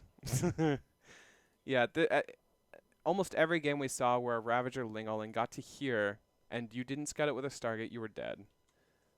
So it's really interesting to see that Zest can actually hold this without seeing it at all. 23 drone all in. There couldn't have been more, you know. He literally cut every drone he could to make this happen, and Zest held it, and it's Rogue. You know, it's not, you know, Impact or someone of a lesser Zerg, even though Impact may be better at Ravager all-inning than Rogue. Yeah. I'm trying to think of another Zerg. I wanted to say Leonok, but I know what'll happen if I said that. No, he's good at all-inning. Yeah. It's like what he did for years. So As long as when you say that, there's a little asterisk. He's very good at macro now. 45 drones to 35 probes, but even now though, yeah, he just kind of tears them apart from here. Yeah, we don't even need to watch the rest. No, this is a beautiful defense. Zest could have done many things to actually have been in a way better position defending this, and he still, you know, defended and won the game without any vision of it.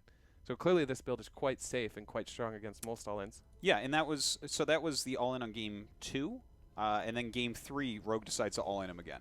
Okay, so. Maybe he looked at that and said, oh, you know what, I can kill this. I don't know. Maybe that's it. Let's take a look real quick at it, and then we will get into some other games.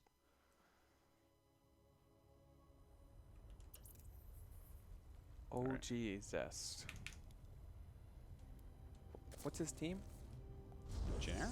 Oh. No. Su Wang Zhang Yun Wu? I was talking about Zest. OG? Yeah. Isn't it one of those Chinese teams? Yeah. Is that just what we're calling it? One of the Chinese teams? I wonder what OG stands for. I don't know. O Gaming. Here, let me see. Like, whoa, he's on O Gaming. It's crazy. I mean, that was the same clan tag that Inno had. So, where's the probes? I really wish Protosses were more adamant about just having probes on maps. Like, for example, if Zest had just sent a probe in here and saw no workers whatsoever, after a certain point, you can just assume it's something that you want to be prepared for. You don't even need to know what it is. Yeah. The fact that he's not built some saturating. shield batteries. Exactly. You just play it safe, okay? It doesn't matter if it's a Baneling all in or if it's a Ravager Ling. If it's Ravager Ling off of 2 base, if it's Ravager Ling off of 1, it doesn't matter. Okay, you're playing safe. Okay, so here comes the Ling Bane. Ling Bane.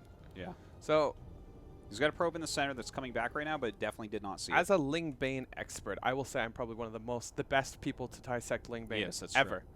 Stalkers are invincible. Okay?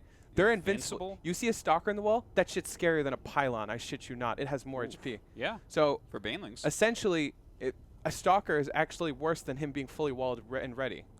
Damn. And the fact that you open I never 2, thought of that. Yeah, trust me. I know. Once I see a Stalker in the wall, I'm like, nope, I'm not Baneling owning. It's invincible. Wow. Might as well throw down a gateway there. Like, it's not happening. Especially if there's a shield battery, then it's triple invincible. It's actually, like, you could have had 2 Immortals back to back. I'd probably rather bust that than a shield battery Stalker. Wow. It's quite a statement. So now that thinking about it, Baneling all in will never work against this build, and I'll say it right now. You open 2 Stalkers, one of the Stalkers in the wall immediately, and then you open a Sentry, and every single build we've seen so far has been Sentry immediately after the 2 Stalkers. And it is. So how would you ever Baneling all in? And I'm ready to watch. Like, Baneling all in was only strong against Oracles, actually. And the reason why is because you send the Oracle across the map and then you YOLO in. But there's no opportunity. This is... Look at this. Here he goes. Look at it. He's like... Oh. You see that? He caught a glimpse of it somehow. Oh, no. He was turning around to get the Overlord. Oh, my God. If that Overlord never came in... You know what that is? He probably dies. That's the Overlord where you're like, oh, an Overlord. You pull your Sentry up to go kill it. That's what that Overlord is. As a Baneling all-inner, I know that's what this is. Okay. This is like the Overlord where you're like, oh, look, guys, I'm scouting. And then you send your Stalkers up to kill it, and then you run your Banelings in, They right? brought the Prism back. The Prism would be almost across the map right now. Oh, my God. Zest barely saw that in time. Nice thing is there's still no Stalker in the wall. Actually... Oh, not with these sentries, though. I was going to say, if I was Rogue, I might have been able to kill him here, but too many sentries now. He has infinite amount of force fields almost now, too. Infinite? One more is infinite? Well, he's got enough to... You don't understand as a Baneling owner, okay? 3 sentries is infinite because you can warp in more sentries, okay? As long as the Cybercore doesn't die, 1 more force field here, he's got 200 gas, he can build 2 more sentries. There's that force field. We can see 2 more sentries, you think? Well, I would hope so. He's so good! Rogue is so good. Damn. He just detonated the Banelings on the other side. He didn't even care. That was smart. Yep, this is smart. But at this point, even now, you can't warp in any more sentries, which is nice. But there's so fewer units from just him sitting on the other side of the cybernetics that there's not much here to defend anymore. This could have actually worked because Zest was quite greedy, honestly. And then Rogue's magnet, we'll call it, actually failed because he brought the Warp Prism back. And now there's an Immortal on the wall, which is scarier than a Stalker. Oh, really? It's Because scary. you were saying something else. No, before. I was saying if there's a shield battery. There is a shield battery. Yeah, so now it's even scarier. Oh, okay, I got you. What's scarier than a Stalker with a shield battery is an Immortal with a shield battery. Gotcha. Okay? But yeah, he holds this as well. Yeah, of course. Like, This is very well held. Again, Zest could have done more to be ready for it. He could have had a probe somewhere looking for Zerglings. He could have had, you know, even this Observer, just see it over here. The Observer was crossing over here. Could have been just 2 hexes downward in Sodlings and just been like, well, I'm going to hold this. Yeah. So really well done by Zest. I really don't see many weaknesses for all-ins as a Zerg player that likes all-ins. But, yeah. Yeah, well, I mean, this was a very interesting thing, and I think we're going to see a lot more of this build in the future. I think Zest is a big-time herald of what you're going to see the meta evolve into. We've seen that before. Like, again, the 2 Stargate Phoenix, that is all Zest. Yep. Zest brought that to GSL one day, Yeah. and, you know, it changed You know what the dies entire when you go PvC 2 meta. Stargate Phoenix? Baneling all-ins. Baneling all-ins are really good against that. Yeah, that's true. Lifting up those banelings does not help so much. Doesn't help at all. But yeah, so that's Stalker Prism PvZ. What are your predictions for what we're going to see? Are we going to see like a big increase in the amount of times we're seeing that? Yeah, I think it'll become more standard for sure. The nice thing is Stargate is still good. Like Stargate is still the way we play. And mixing that in with certain maps, I think it's really good, especially if you're, you know, a player that may go double Stargate Phoenix, or may do some things like that you can already do. We already have variations with Stargate where we go Archon Drop or whatever, or charge all in. So on top of that, we also have this totally separate branch that also has many deviations that are really strong against defenses. It just sounds like we have a second alternative that's just as good as a standard build. Yeah. That's really exciting, and it does a lot of the things that you need Stargate for. Like, there's a reason why Twilight openers don't really exist. They're kind of all in. And you always, like, if it's a opener that has a Twilight quickly, it's an Archon drop, right? Like a Dark Shrine Archon drop. Because you actually sell it all in or something. Yeah, well, that would be an all in, right? I'm talking about like builds that actually have some potential outside of like this gets scouted and you lose, and that would be a big part of that is being able to put on some pressure and figure out what they're doing. And War Prisms help you with that. Observers help you with that. Map Phoenixes, Oracles. Yeah, you got to have these types of things. You can't just. It's not like you can open Twilight and then send across a hallucination and be like, I'm fine. No, that's not. It's not enough. I'm really looking forward to see it evolve, because clearly it's still in its infant steps, but even as an infant build, it feels very strong. It feels like it does everything the Stargate does as well, in a different way. So I'm really curious to see it develop. I think Zerg players could abuse it, given time. I think there's things like Swarm Host that could be really good without a Stargate. Obviously, things like, I don't know, Ling Drops or something. Like, there's just things, obviously I'm just spitballing, but I think there are ways that Zergs could abuse this, given time. Well, the thing is, these are the 2 times, at least that I've seen, that this has popped up. Okay, IEM Finals, 3 times it went 1 and 2.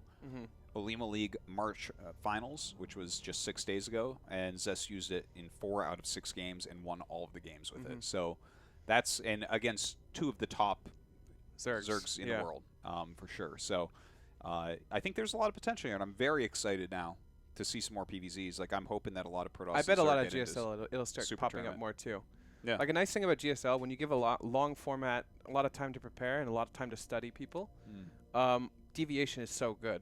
Because even, like, let's say you open up Ladder and you just, like, open up the Robo build, but you'd go Immortal Sentry every time. Let's just say that you play against Rogue. Rogue's like, okay, like, this is in your repertoire. Yeah. And when you load up a game, like, as someone who's played in the GSL, you load it up. You're thinking in the back of your mind subconsciously that there's a good or possible chance of this happening, right? So you already need to prepare for the possibility of that happening.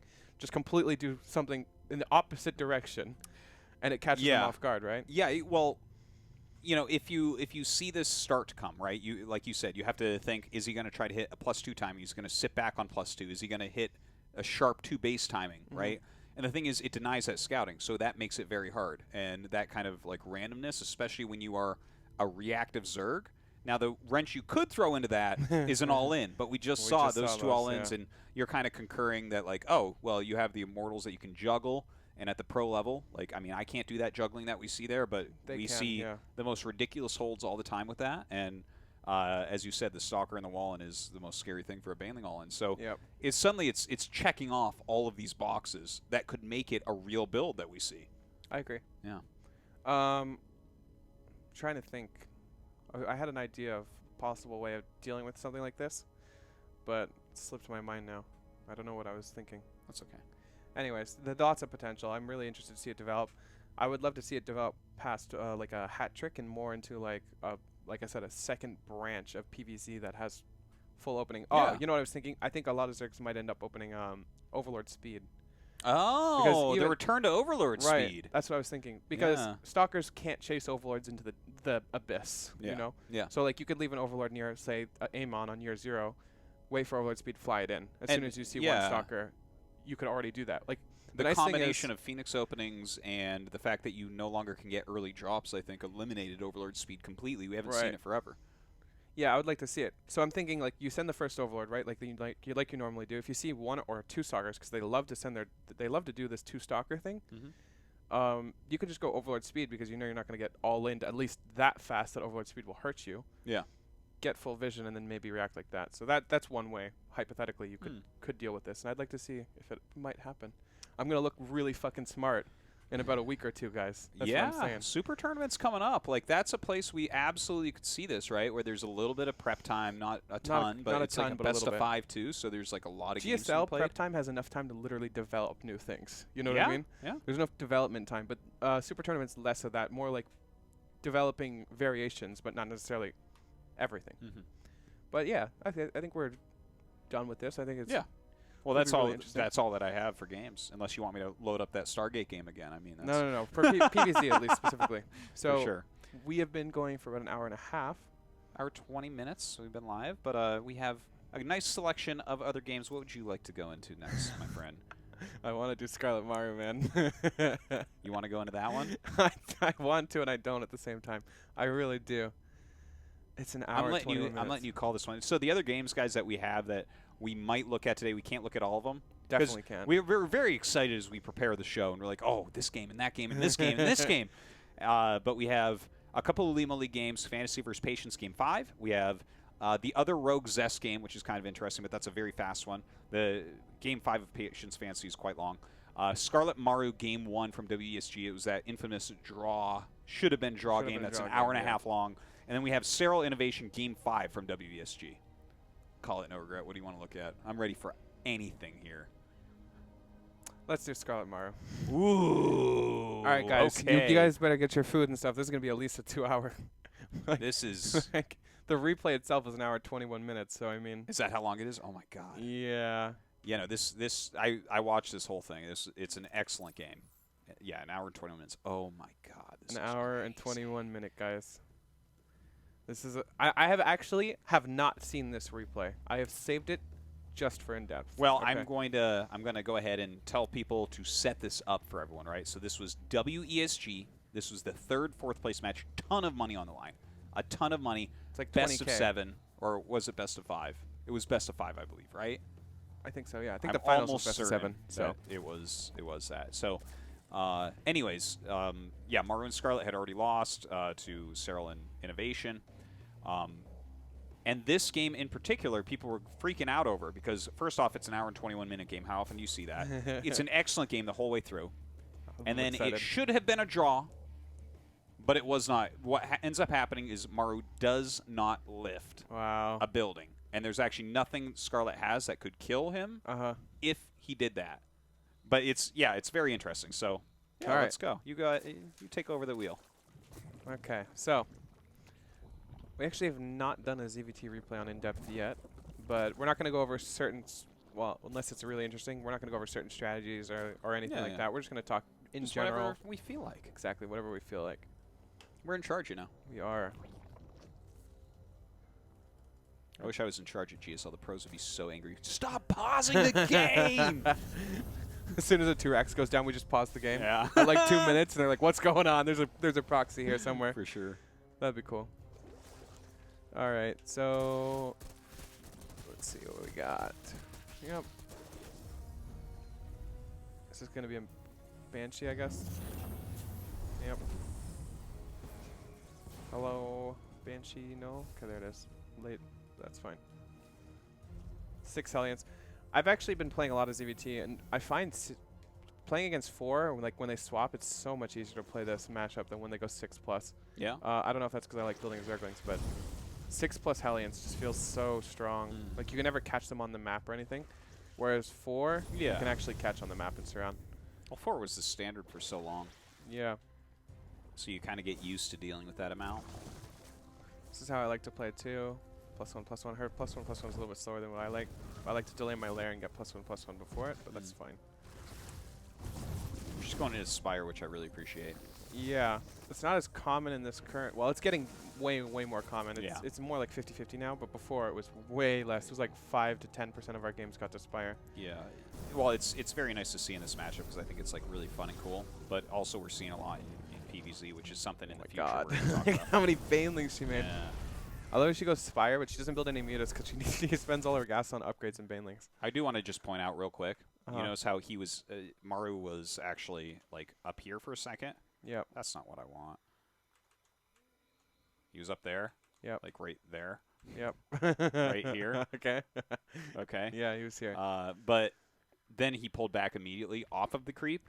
I just want to point out that before Maru really actually became the best Terran, when it was still innovation, before he started winning all the GSLs, this is something Scarlett specifically told me. And in fact, Maru was underperforming slightly in GSL at that time. Right. And she's like, oh, no, he's the best TVZ. Like, he will never be on creep. He will never get caught. Right. Like, and we just saw it right there, right? He was on this creep, is good. backs up, off creep. And where does he go? He goes straight down, and he's clearing creep again. And I think this is what a lot of Terran players don't necessarily understand, is even when they clear the creep and the creep hasn't disappeared yet, this is still scary. Like, it's still creep. This is still scary, It's even still though creep. it hasn't cleared yet. Yeah. So as soon as he clears it, he backs up to a place where he's got tanks, he has a wall, he has lots of terrain. He's pretty much comfortable to just stim backward and have tanks cover him fully. And no matter what, this Marine count, I think he can almost pick up all of them. He can pick up all these, maybe like this many. Yeah. And then, 4 or 5 Marines just dead. You got to really commit to get in there on that, though. Yeah, so he's already leaving. Especially the tanks. Oh, the mutas. Yeah. 5 workers are killed. Yeah. Nothing big. Drilling claws has started. Drilling claws is really good. Really timely 2-2 for Scarlett. Catching up in upgrades there. Yep. Looks like Maru was just slightly slow on it. Like the Thor. The Thor is really good. Especially when you're playing against mutas. Thors are just good in every way, where you're like, you have them up front, Banelings run into them, you're like, okay, that's good. They don't, but they're in the back, it's killing all the mutas, that's fine as well. There's almost no situation where they're bad. Well, that would be a situation. That would be a proper situation if they sucked, though. Yeah. So, Scarlett, honestly, is one of the best at, like, re-creeping. Like, even though he pushed all this is all re-creeped already. Like, this is what makes it good. This is kind of what forces a late game from a Terran player, especially when we're talking about Maru, who, like we said, doesn't like to commit on creep. Because that means he has to spend the entire game clearing it. And he knows that, so it's more of a passive game played in general. Because you're not going to be aggressive on the creep. Yeah. That's actually a beautiful point that you bring up. Because, the fact that she is so good at this aspect of the game, you can kind of see how we haven't actually had an engagement. They're maxed out. Yep. Right. We're sitting here maxed out. Everyone's getting full upgrades. Scarlett's on Hive. Maru's starting 3-3. Right. Yep. In fact, you see Hellbats in this army. And is that because you want Hellbats in this army? No, it's because the Hellions never died. Yep. Because Maru didn't overextend at all. Like, eventually those will be killed and never be remade because you don't even want them. You don't need them. But yeah, it's such an important thing. A lot of people will just kind of die. The Terran will keep on them. In fact, Maru all the time will just keep on the Zerg player and keep pushing and popping up everywhere. But when he sees this much creep and just the solid macro behind, it's like, well, I guess we just have to go longer because there's no options. Yep. So Maru is already hunkering down. You can see it just by the way he's postured his army. Like he's just sitting behind a wall when he's maxed. Like this doesn't happen with a lot of other matchups. But he's just ready to play the game where Scarlett is trying to break him, and he's just like mining, and then every time she throws a wave at him, he rebuilds it, and slowly takes all these bases. If Scarlett is too aggressive expanding, by the way, that can hurt her even, because you're mining up the map a lot faster than your opponent. Unless you can start getting bases on his side, which is very rare, that's fine for Maru. Maru can play the long game, so. Well, he's the best at it. Yeah, so he's just playing really, really passively. Planetary at the 5th. There's tanks covering everywhere. mines everywhere. Yeah. This is like the most passive army you could possibly have, besides maybe like 10 Liberators as well. So here comes Scarlett. These trades are obviously going to be really good for Maru. Lift up the planetary. He does get it. This is slower than normal speed, by the way, because there's so much going on. And if you look at the supplies even right now, let's just look at the supplies after this fight. 138 to 131, and 50 workers to 80. This is actually okay for Maru, right? He's mining the map slower. And like I said, as long as Scarlett doesn't take his bases, he can just keep taking this base over and over again. He can just keep trading unless he loses his third or fourth. Fourth is kind of bad to lose. And I think this one does go down. But, you know, this is still really fine. Like, okay, so you say Maru's fine. I think he's okay because he's Maru here. But I liked this moment for Scarlett overall. Like, I think, generally speaking, and the thing is, I've said before and I'll say again, like, Maru is like, if he's ahead, you're dead. If you're even, he's ahead, and if he's behind, you're even. And I think that is the case, and we'll see that because it's I agree, but imagine this fourth didn't die, because he could have lifted this earlier. Yeah, this is a much better spot for Maru than you think. She could have actually killed it quicker too, though, right? Because she was chasing SCVs more. Like, you can just kill it too. Well, right? So if he picks it up immediately, only the mutas can attack it. Yeah, like if it's like an maybe he loses more army though. I don't know. He was microing several things at once, right? We were literally watching it slower than speed. Like, he has to do everything. He's Maru. But imagining the fourth doesn't die, because the fourth is really big here. This is pretty good, especially if these mutas go down. Like, totally fine. Especially if you have in your mind that you're playing a late game. Like, Maru, if Maru wants to be aggressive or wants to be on the map, obviously this is terrible. This is worst case scenario. But if you're just hunkering down and just going to hold the the line for the entire game, that's okay. It's whatever. But the supply difference is it's like massively obvious, Look at the creep. It's like right at his doorstep. This is like the first time he's cleared since the earlier. When he just left, too. He just left it earlier because he felt uncomfortable. The Look at this spread is army. pretty wild. This is an incredible army. This is one of the best armies to trade with, by the way, if you're Scarlett, because this army is, relatively cheap and supply efficient. That if you trade one of these armies for one of Maru's, you're in a really good spot in general. But look at Maru's army, too. That is a lot of mines, really well spaced. No Baneling hits are going to really do a lot here. 3-3 is finishing up. That's the comfort zone. We have Broodlords. Yeah. Maru doesn't really have much to deal with Broodlords yet. It's actually incredible, this game's length, now that I think about it, in true numbers. Well, wait until you see what actually happens, because this gets... We're at Broodlords in 3-3 for everybody at 13 minutes. Like, just this number after an hour is bigger than that. You know what I mean? Yeah. That means for, 80% of this game, they had all their upgrades. Like, that's right, yeah. Like, it's just incredible, this length. So even now, mine's doing a really good job. I love the Liberators. This is when you really get into the hunkering down army, where if you move into it, you're going to have really bad trades. Marauders are up front always, and you'll see they tank for a lot of this army. Even now, this trade is pretty good for both players, honestly. Well, it's hard to say that a trade is good for... impossible, but it has to be impossible. This has to be better for one of the players. The only reason why... It's hard to tell, though. I see what you mean by this. I feel like it's actually good for both. I know it sounds ridiculous. Well, okay, it can be what they both should do in this situation, but it can't actually be good for both. It's hard to say. I'll explain why I think this. For example, as long as these Broodlords don't die, she's just traded a ton of Ling Bane for a ton of bio, right? But realistically, these are just numbers. These are resources that Maru and Scarlett are trading right now. And Maru wants this. Maru wants her to throw him units. So at the same time, this is okay for Maru if he's hunkering down. But realistically, the trade went slightly better for Scarlett. I'm assuming these Broodlords don't just die here, which they might. So maybe it went better for Maru too, Oh, I know. It's a hard one for sure. So Broodlords are still reigning supreme right now. If this planetary goes down, I will 100% say Maru is in a worse position. But it doesn't die, and he's still holding on. Like, the numbers are so... relatively even here. There's no bank for Scarlett. It's 73 to 56, which is fine. Economically speaking, Scarlett is not in a great position. She doesn't have a fifth base even, or a sixth base, rather. The best part is this game could have just ended here, and we wouldn't have had an hour and 7 more minutes of this game. But it's down goes the CC. Does go the CC. I don't know why he just landed it there, but sure. I think he thought it was over, and then that many links came. The creep is at his doorstep, so I mean.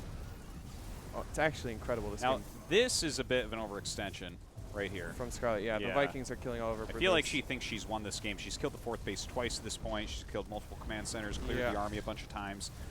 And this now seems Maru like one of the biggest mistakes of the game for her, I think, is Maru's about to take the first supply advantage she's had this entire game. If this base was still alive, it would be really obvious that that was a really bad fight. It still is, but... Well, I think the end of the fight is what made this good for Maru. Yes. So remember when we were talking about here, and I said if these Broodlords died, that would be really bad? Imagine she just pulls these back, continues with the links, does trade probably about the same, honestly. Except now she also has all those Broodlords and Queens. Well, the next Remax is going to be so strong because if you actually look at it, right, her bank is used up. We're not at the point of the game yet, and we will get there. Okay, where you have 10K, 3K, and you can just Remax with exactly what you want. In this situation, we saw a big waste of 6+ Broodlords, extra Queens, extra Corruptors, and that stuff didn't happen. Do you know what tab is like the resource lost for each player? I bet it's kind of similar. Oh wait, that's resources. Hold on, we'll just go like this. I don't know. I don't know what it is. Units killed? No. Does anybody know what one we're looking for? I actually have no idea which one it is. I know it's possible. It might be in Game Hard. I don't know. Is it Control R? No. Control R is... Oh, is that? Okay, never mind. That would have been cool. Anyways. L? People are saying L. Let's try L. Oh, there it is. Oh. Thanks, guys. All right. 24,000 for Scarlett and 16 for Maru. So this is what I was talking about. It's been looking great for Scarlett, right? And I think even in Scarlett's mind, it's looking great for Scarlett. But when you're going for the numbers game, especially knowing the length of this replay truly, even though these guys can't know that at this point, this is good for Maru. Like, it's actually good for Maru. Yeah. So over time, like you said, if she does not take from his base. And even now, obviously, he's pushing out on the creep with way less, supply loss. I wish he'd be way more aggressive, just kill all this, because this is ridiculous. He's definitely playing carefully. You can see through the scans and everything. Yeah, this game is so finicky because it could have gone either way, and like on a slip of a dime, the game could just end. Like we catch all this out, if the Vikings just die, the game's over. Like, so both players have to be really passive, realistically, in this position. Like Scarlett is the same. If she loses her army and he gets on top of a production, like the game's over. So planetary, this is not going to happen. We're going to have something interesting coming up here at about 17 minutes that I definitely want to stop and talk about for a moment.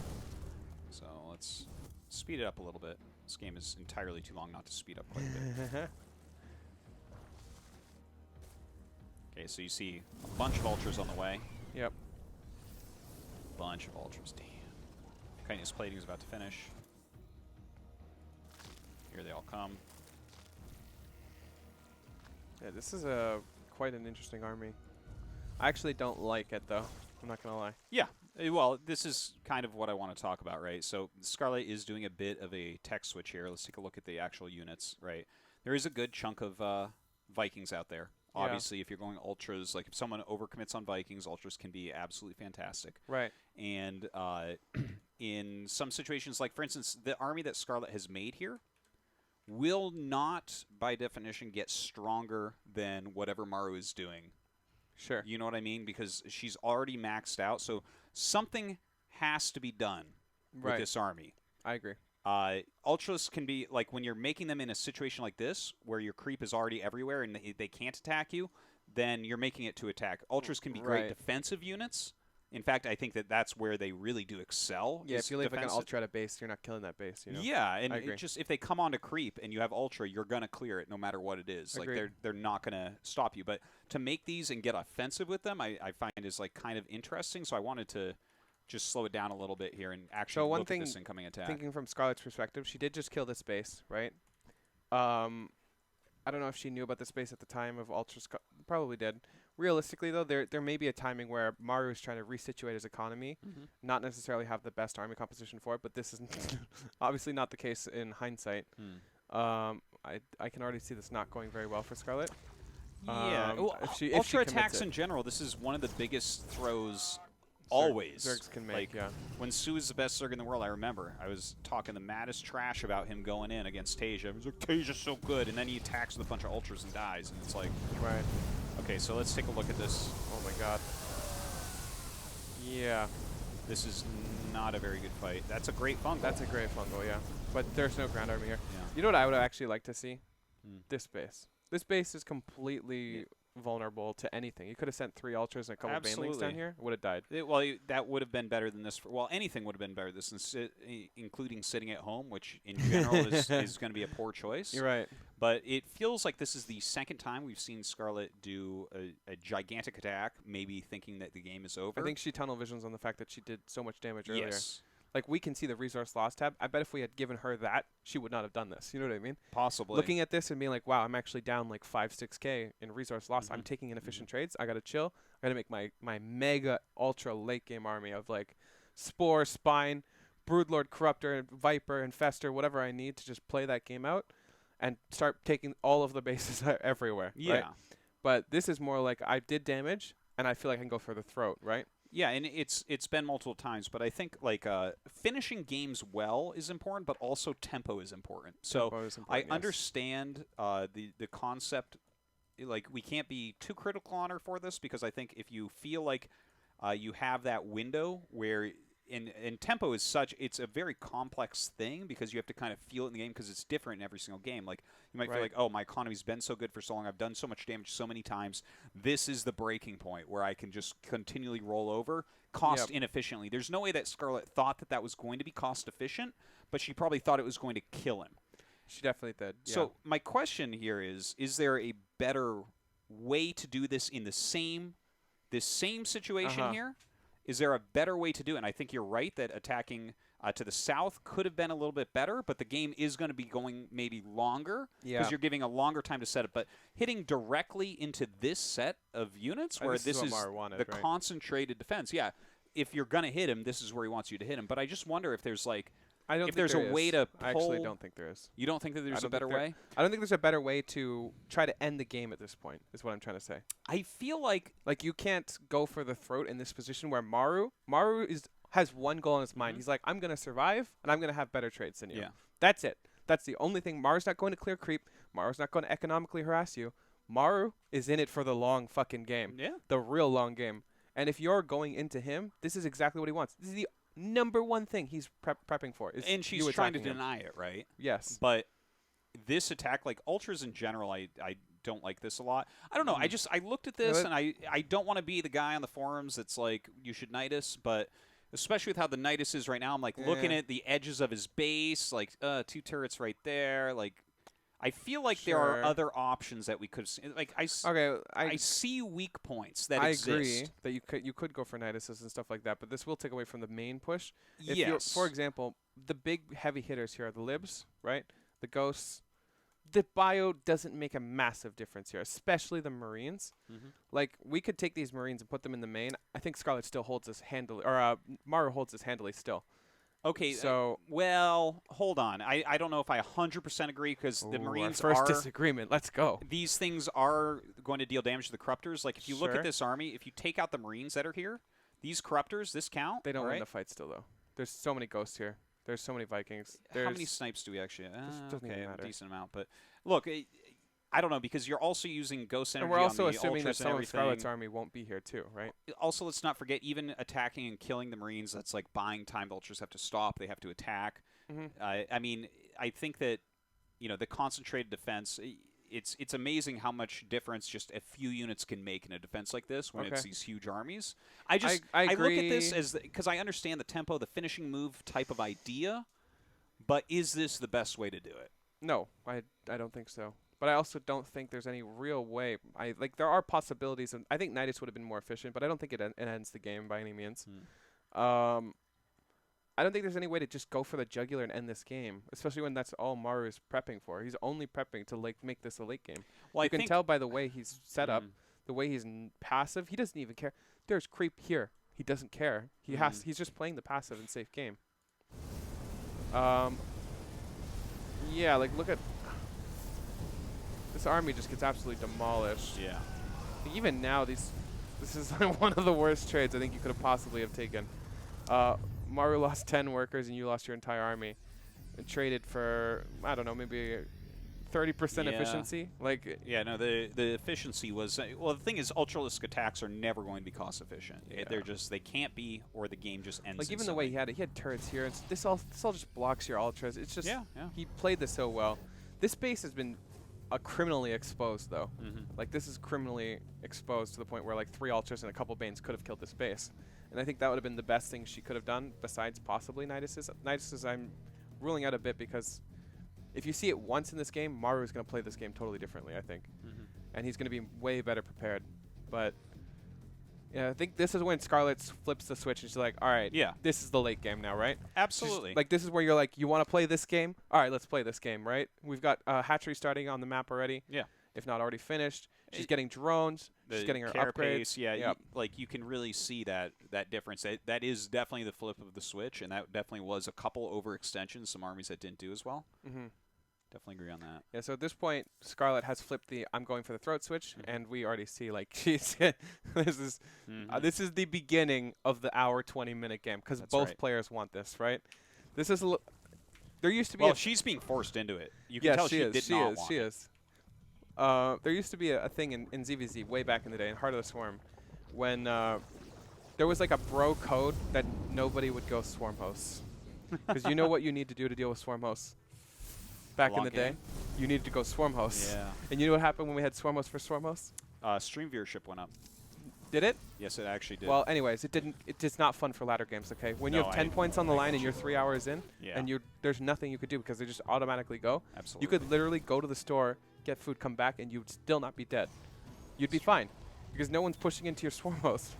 It's just swarm host for swarm host. But there was a bro code. You didn't go swarm host because the other person would do it as well. This is kind of what Maru's just assaulting that, and he's like, you play like this, I play like this, right? Yeah. So now, I love how Maru. By the way, I've just been talking for like 2 minutes, and now Maru has like every base on his side of the map. Just about. He just exploded from turtling here to literally this base, and still having this massive turtle position.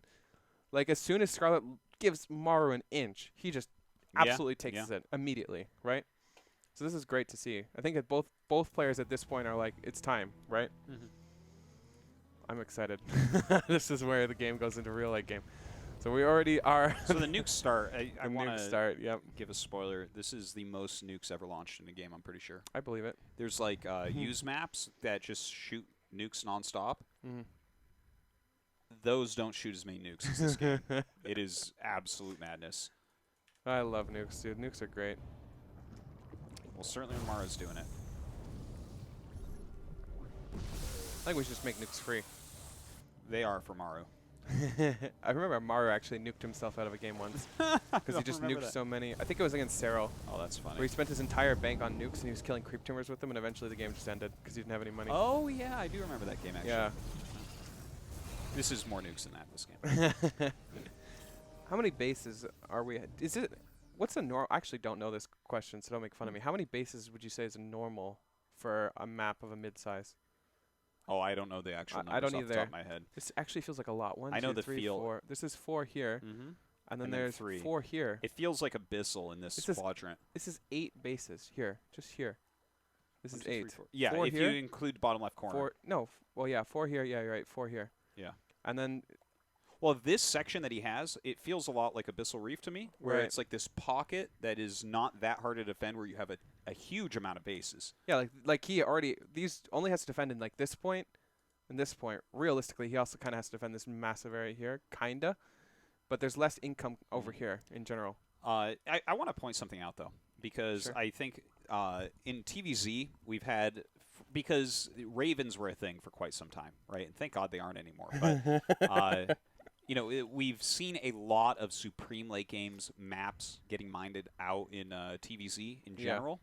And I want to talk about the theory just for 1 second. Sorry, I have to pause it to do this. But the theory of, Zerg, in this type of situation, it's always Zerg having more and Terran turtling very heavily. Yes. But look, right? So all these bases being taken over here, I feel like Scarlett should have focused on taking up this space. Yes. I feel like this was the crucial error that actually can just give you a victory because it almost doesn't. If you have one of the bases on your opponent's side, you have two bases more income than your opponent. It's so massive. Like when you think about it, all of these resources here, it's probably we're around 10K or like what is it? including 18, 9, so 4 times 9, 36, and then 4 times 18. It's got to be at least 6 or 7K, including the gases. Let's call it, yeah, 10K and then 5K, something like that. Yeah, so that's an insane amount. That means you can lose 10,000 resources more than your opponent and still have more money than them. Like, it's massive. Well, yeah, and they're taking away from them, so it's even worse for them too. It's not only getting that, but they're not getting that as well. Yeah. So it's actually way more of a big deal than you think. And the nice thing is you can just take the space, right? Yeah. Take the space and take drones off of here. Exactly. Take drones off of here. Exactly. Take drones off of here and fully saturate that base without any consequences.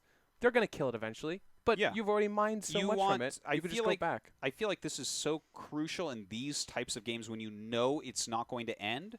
Because you see where Maru has to put his defenses. It's Terran can't take a ton of bases spread out all at once. They can't do that because their army has to be mobile and it has to move around to defend. That's part of the reason why Terran needs sensor towers, because they need to proactively kind of get into position, right? That's what we see. That's what Maru's so good at. That's what TY is so good at. If you're a late game Terran player and you can do that, then okay, you can play. But there's no way for Maru to truly attack here and truly defend these two bases. One thing, too. Let's look at Maru's vision. So, he has no idea, really. You could have definitely been mining this space. And another thing is if you take resources away from the defense over here somewhere, it becomes possible to break these. Like, imagine this bio is not here, and instead is over here clearing a base. And you see that. It's very possible you can take out a vital economic base for Maru very early on. And that's just as bad. And then when he comes back to take this base again, you take it again. Exactly. You keep taking it. It's 300 minerals. You just take this every time he leaves, right? I think this is a major flaw in a lot of late game, but I think this is also because a lot of Zergs don't have that in their mind. They're not like, I'm going to play this till every single base is mined out. Yeah. There's very few Zergs, I think, set up the game for that. You know what I mean? Well, I think, I think that obviously very few of your games get into any sort of situation like this, so that it's hard to get practice like this. You're so busy doing these other things that you know how to do and are important. Yeah, that's hard to think in this way. Whereas for us, just sitting here looking at it, we can kind of everything that you should be doing and when you should be doing it. But I think that this is something that we should see in late ZVTs moving forward. I think that it's something that would be a drastic improvement because I don't see how Maru could possibly win this game if Scarlett is focusing on taking that base, and when enough units come over to stop it, she kills a different base. Yep. You can even take this one too. Like just 300 minerals. Well, that one I'm going to say no because this is where he's set up, so this is an easy push. Sure, you want to take it far away. But it's only 300 minerals. You know how quick you could mine 300 minerals? One drone mines 90 minerals a minute. One drone. Yeah. I don't disagree. If you build this and mine enough just to fucking build this, that's a fuck you tomorrow. You know what I mean? Like you've just consumed 300 minerals and just threw them out the window. Yeah. Like it's just ridiculous. Like it's just a big fuck you. I don't know how else to explain it. Let's continue. This is gonna be a long fucking day. Yeah, we gotta. This is gonna be a lot longer than 2.5 hours. That's for sure. At this rate. Okay, we can't watch it at times 8. I don't think, or it's times 4 actually. Never mind. Where's this nuke? A lot of Ghost Academies on the way. You're not going to be able to find all the nukes. It's actually impossible because he's going to be launching 6 at a time in a second here. Okay, so he did come to clear this creep. This is really essential because, again, Maru also knows what would be really, really bad for him. And he's also trading out a lot of the bio that's not necessarily the most efficient anymore. Like the Marine Marauder is not going to do much, and you actually see almost none of it, right? Let's see the units tab. I'm curious. There's none. There's actually just none. Okay, so he just got to get rid of it. Yeah, he just got rid of all of his worst units.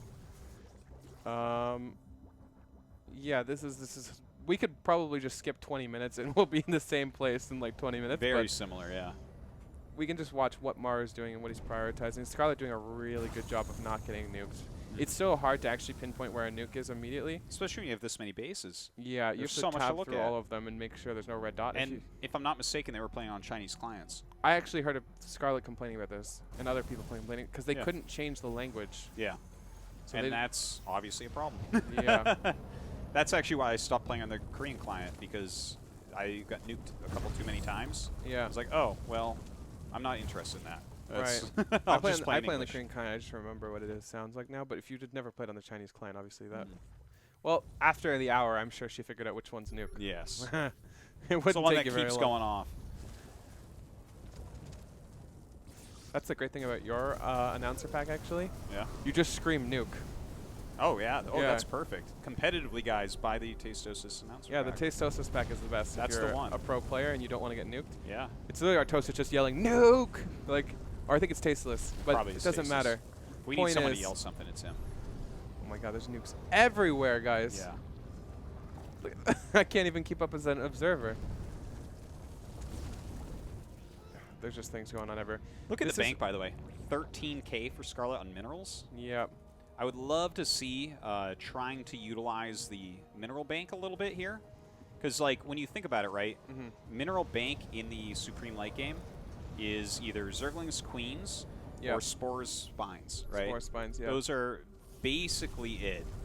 I mean, with full upgrades and everything, though, I feel like she could have done something with the Zerglings possibly. But obviously you want those Are queens there... and Oh! Almost went off. That was the closest one yet. Yeah. The best part is if you nuke enough times, they're actually just not going to be able to find where the random one is on your army. Yeah.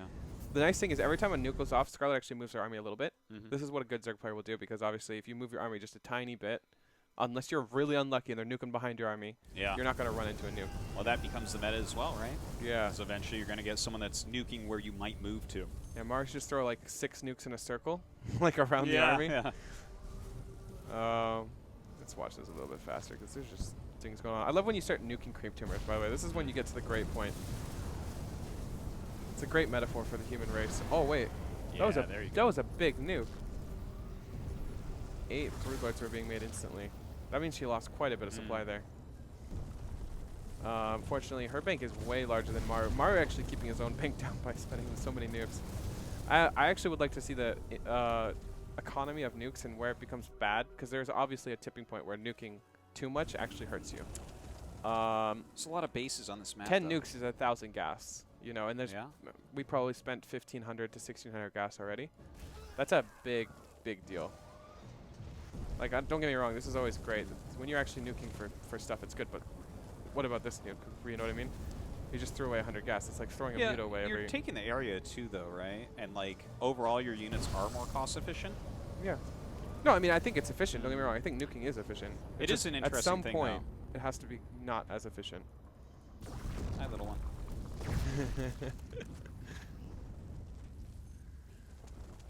Did these get nuked? That's so funny. The best way to stop it. This one still goes off, though. That's quite a big mistake.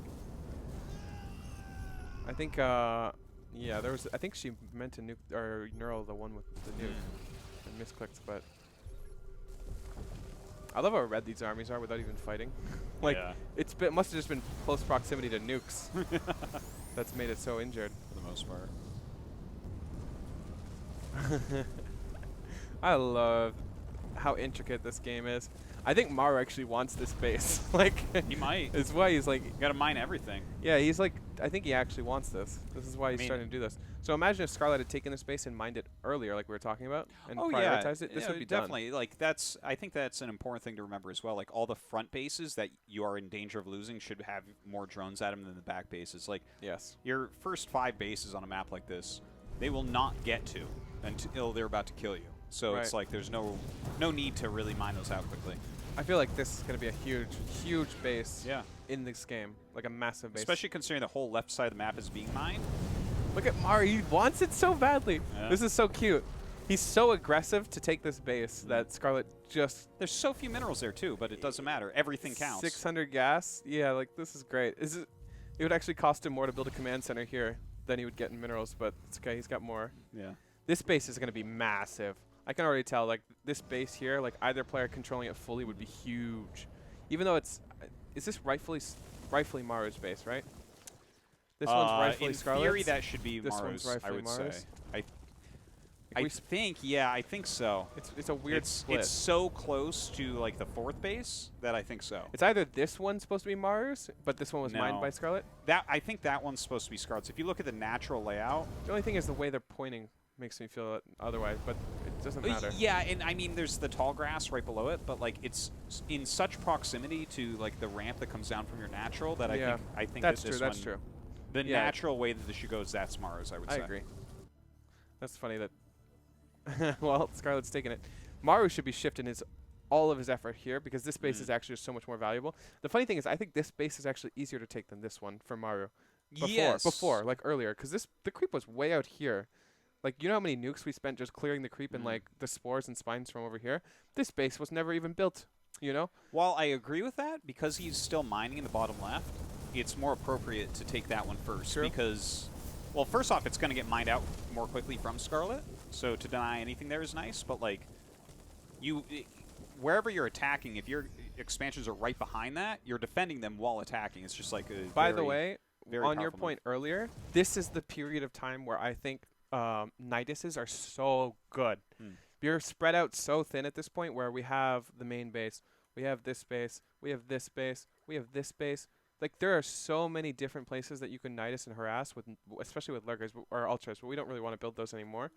But if you had the same Ultras from before or whatever, or even Cracklings. Cracklings are so good at harassing. Especially the 20k bank.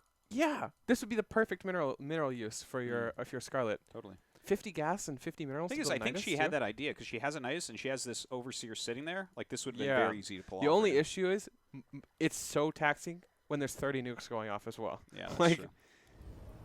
It's incredible. If we had like 2 people. This was Archon mode maybe. Look at this. This is really bad for Scarlett. God. It's just been so funny that there is a ghost in there. He doesn't even have energy for cloak anymore. It's still going off. 49 kills. All right. It's actually so hard to play this game, guys. Like, I've played so many mid-tier, like not even Maru level, but so many mid-tier players that are nuking, and it's just so hard to stay on top of everything. And this is Maru we're talking about. So the Hive goes down, Ultra goes down, Infestation Pit goes down. Essentially, the tech is reset completely. Yeah. Just looking at how good Maru is at this. He's has so such good. patience. Like, I feel like I would hate him if I was a pro gamer. Oh yeah, this is the most obnoxious thing to play against if you're a Zerg. I would call him a tryhard and just leave the game without a Oh GG. yeah, I've played ladder games where like we get into this nuking phase, and I'm just like, fuck it, not even worth my 10 ladder points because realistically, I have to play the game so much better than I want to. I'm not that good, but I have to play like the best game of my life. And I need to do this for like 10 ladder points, you know? I could literally play like 7 more games at the same time. Yeah, yeah. So I'm just like, what are my goals here? If I wanted to become a better player, I probably would do it. But so Scarlett has nuked away, Maru's nuked away most of the support here. You can start trying to take this base. He has mined a decent amount from this base. There are nukes going down everywhere. I know. Isn't this the most crazy thing you've ever seen, the amount of nukes? This would have been the most exciting games to watch, actually. Yeah. Don't worry, he still has enough money for another 64 nukes. That's crazy. You have a good point, actually. 65 nukes. Like Scarlett long distance mining. All of this money really counts, by the way. Like I said, this is like one of the most important bases now, because every other base is pretty much uncontestably the other person's, right? Yeah, everything is almost like mined this out one now. is, you know, this one's not going to be contested for Maru. If it would, that'd be insane, right? This one though, either player could theoretically take. Well, just every time I see her mine anything from it, it's like, all right. That's Like this is just it's quality. It's quality, exactly. 23k to 8k, 10k to 6k.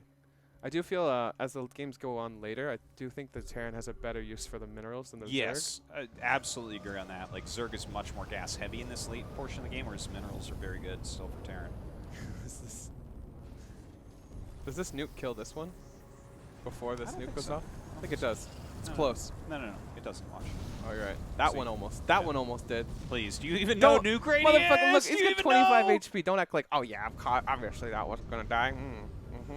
Guys, I can't do more than just say what's about to happen and have it happen. Close. It's closer than you make it out to be. This is really bad, by the way, for Scarlett, and you know how important this base is. Yeah. Because you've been taken off of this one too. This is like the decider on who's mined the most in this game. She got more out of that base than he got out of the base on the side. Yes. So but that's why this base is so important, right? Yeah. Because this one, neither player has actually mined much at all. No. Scarlett did mine more so far, but if this base mines and you drop down 10 mules, that economy like changed drastically in favor of Maru. Well, this is the part where he's so spread out. See all these Zerglings being made with a 22k bank? I really like this because I feel like this is the moment where you start just killing buildings. Especially turrets. Like yeah. Undefended turrets are so easy to kill, obviously. Yeah. Like, all these could have died. Those whole areas. The thing is, I think Maru doesn't even care. It's like, yeah, you can clear out almost everything for him right now. Yeah. He only needs, like, a few production facilities. Like, the very center of his stuff is what he needs alive. Some of the Banes dying on the edge of the creep here. This is such an intricate game for both players, by the way. Sick fungal. This double nuke. I think you cancel that one, yeah. You can die for one and you're going to get both, though. Yeah. This is so crazy. It's such a crazy game. I love how, I'd say like, what, a year ago, maybe 2, we never had this. This was never a way you dealt with late game Zerg, really. We didn't go crazy nukes back then. Yeah, well, I think that had to do with the Raven more than anything, right? That's the true. Raven was just like so Auto much turrets easier. were better as like a creep clearing thing too. And just the we stupid, have our first Nidus of the game. 42 minutes. I'd love to have seen this like 10, 15 minutes ago. But at this point now, Maru's mining the most important base in the game, and he's doing it comfortably as well. The Nidus goes off. How much potential damage it can do is insane, right? It can kill all these. I think there's so little up here, and then you have to send some units back. And lings too. Like, this is the best use of your minerals. This costs nothing. Yeah, we're talking like 1,000 minerals maybe here, and she's got 22, so she could build this 22 times. Like, it's like, yeah, eventually you clear this out, but yeah, it's just annoying too. The fact that you have to send this up. It's actually a lot easier to let this sit too, like this thing to let it sit as a Zerg than it is for the Terran. Yeah. Like, you can actually just do this and be like, well, if all those lings die and do nothing, that's fine. But as a Terran player, if you let that sit, it kills all your barracks and everything. Yeah. And that's money you don't want to spend. Like, barracks are actually quite expensive. If they if you have to build 10 of them, like, that's a lot of money. That's 1.5k. Quick maths there. Thank God. It's times 2 this. It's times 4 this. Yeah, no, it's pretty wild. The amount of nukes, I want someone to actually count them up and tell us. It's so crazy. I love Maru's turret push with nukes to clear creep. It's just so amazingly intricate. It's so silly. We could have had an entire episode on this if we wanted to go into it, but it's actually insane how well utilized this entire game and actually got the space and everything happened. And all the early game too. Like, we just basically threw that out the window, you know what I mean? Like, it's been so long since then that everything that happened in the beginning of the game is almost pointless. Yeah, like all the damage he took and stuff. No, he just recovered perfectly and everything. Yeah, and all the resources even... Oh! That was a massive nuke. Yeah, that was nice. Oh my God. Was that 8 or 9 infestors? I think so. That's insane. That's almost 1,000 gas. And we don't even have... buys back 10 of the nukes that he launched. Yeah, that's true.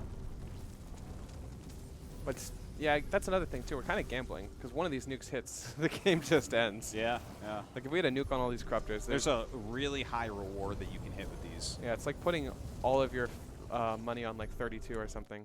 Yeah. Blackjack. This part of the game. Roulette. Yeah. Blackjack 21. I want to look at this just a little bit, right? Sure. Because she rebuilt her tech here, right? This is an interesting spot to build it, by the way. Yeah, I feel it would have been probably best right about there or there, but I don't know. I actually think I feel like she's over defending certain areas. Yeah. Because there's, like, for instance, this 0 value. Yeah, let it go. I guess she's pretty much doing that. It must be because the tech buildings were here, right? This is the tech building area, yeah. Because realistically, there's no purpose anymore. We don't have tech. We don't have defensive structures like spores and spines to defend. Yeah. We don't have economy to defend. We could actually just be like, you know what?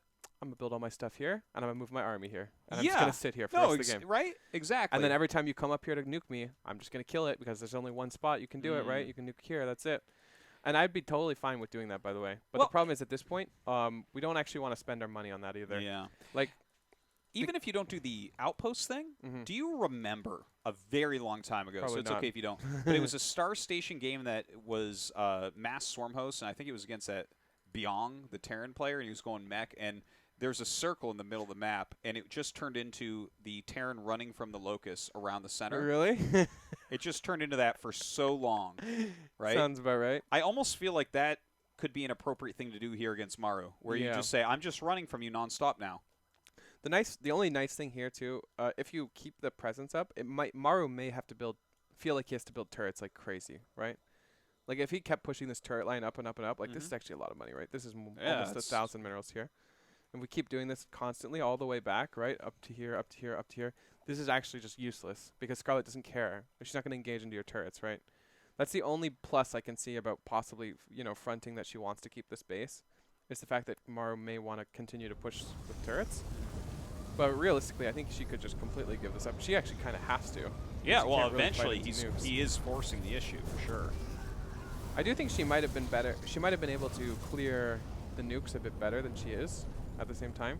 I think these ghosts aren't invincible, The problem is she's not really committed. Ooh, Yeah. that almost backfired tremendously. I knew they weren't going to die. Yeah, you did. That's why I didn't say anything, because you would have said something. Like, all those ghosts are going to die.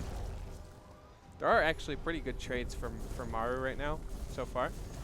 The Yeah, funny like he thing gets those is, snipes off and stuff too, so I understand it in a certain way why she's not running up. how many he can build, or Scarlett can build 9 units at a time, basically. Or 12, because she's not injecting. This would be devastating, actually. She can't even spend her bank if she wanted to. I like how they're rebasing over here now. That's a pretty safe spot. Yeah.